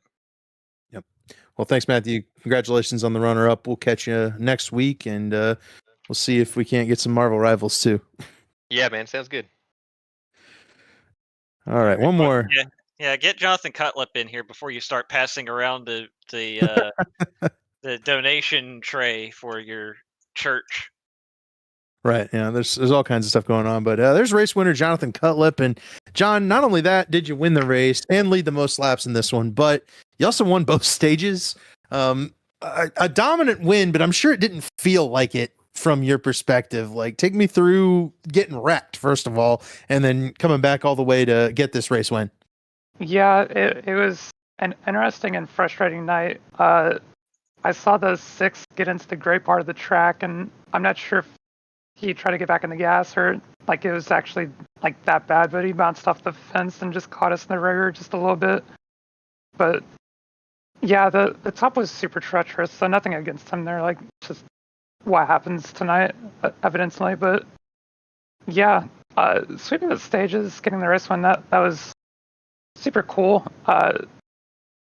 We were really quick tonight, but it was super frustrating just having to deal with the dirty air tonight. Well, we have to talk about it. You now it's your 4th win with the series, but your first crown jewel win, winning the Bristol night race. How special is this one for you on the resume? Yeah, it's pretty cool. I feel like I let this one slip away last year. It was super quick. Just unfortunately, getting involved in a 3-wide incident pretty late in the race was disappointing. But I'm glad to have been able to bounce back and capture it this year. It's first crown jewel. It's pretty cool. I kind of wish that I was able to get Darlington, but Zach was pretty dominant. I'm not sure I could have beaten him there. He's super quick, but we took this one home. Bristol's one of my favorite tracks. Growing up, I always used to race here, even on the flat configuration. As always just logging laps here, and it's super racy and just high speed. Well, John, obviously a race win does you wonders. You're now locked into the playoffs, but you were already the points leader going into this one, obviously with a double stage win, a maximum points night for you. Any visions of locking up a regular season championship here and going into the playoffs with the most playoff points? Because it sure looks like you could do that right now with just a couple of really solid runs the rest of the regular season. I don't really look at stuff like that. I just go week to week, and whatever happens, happens. I never really look at point situations or different situations as far as like locking myself in or just the season's points leader. Like honestly, I didn't even know that I was until a few weeks or like last week. Justin Vernemeyer showed it to me, and I was kind of surprised. But yeah, I usually just go week to week and just. Whatever happens, happens. Just try to maximize the race. And before we do the shoutouts, I do have to ask one more question.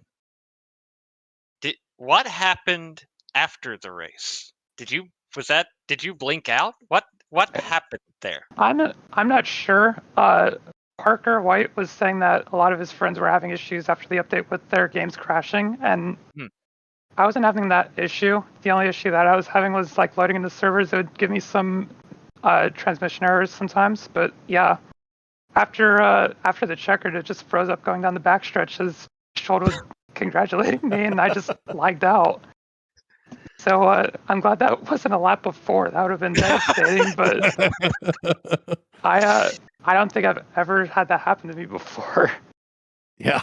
I'm with you on that one. I really wanted to do a burnout for you. So. Yeah, I wanted to do a burnout, and I wanted to drive up to Victory Links. I forgot to do that in the Xfinity one, and I was looking forward to do that tonight, but I lagged out. So I guess it's not meant to be, or I'll just have to win here again and try to figure it out.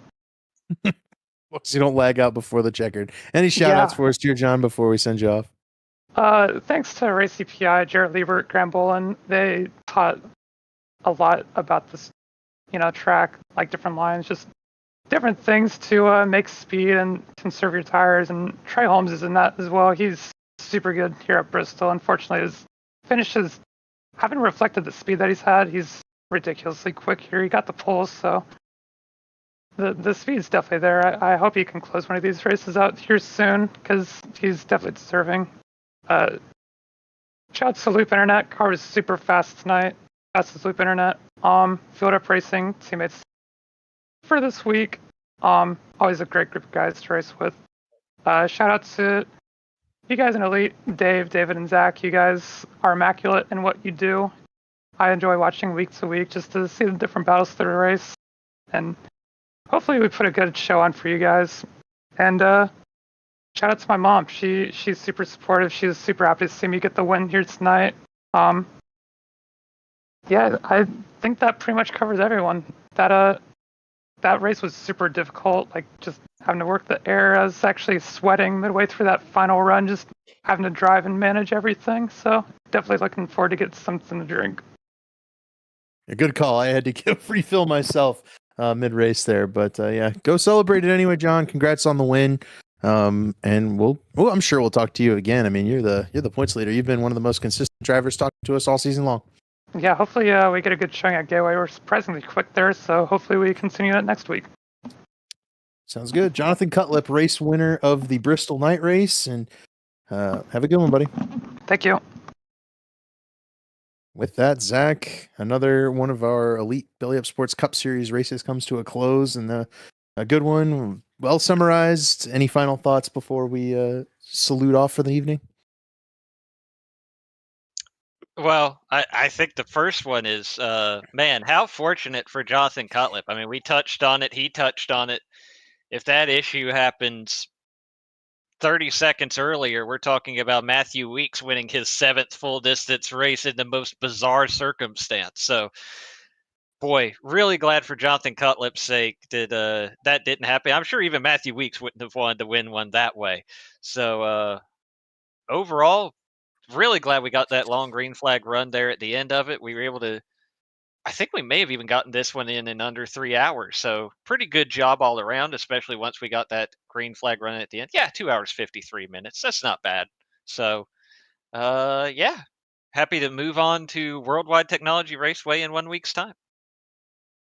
As are we. So join us again next week from Worldwide Technology Speedway. We'll bring you another one of our Belly Up Sports Cup Series races, but for David Huckleberry producing, Zach Evans, my co-announcer, and me, David Westergreen, that was the Bristol night race for the Belly Up Sports Cup Series, and we'll see everyone next week. Have a good night.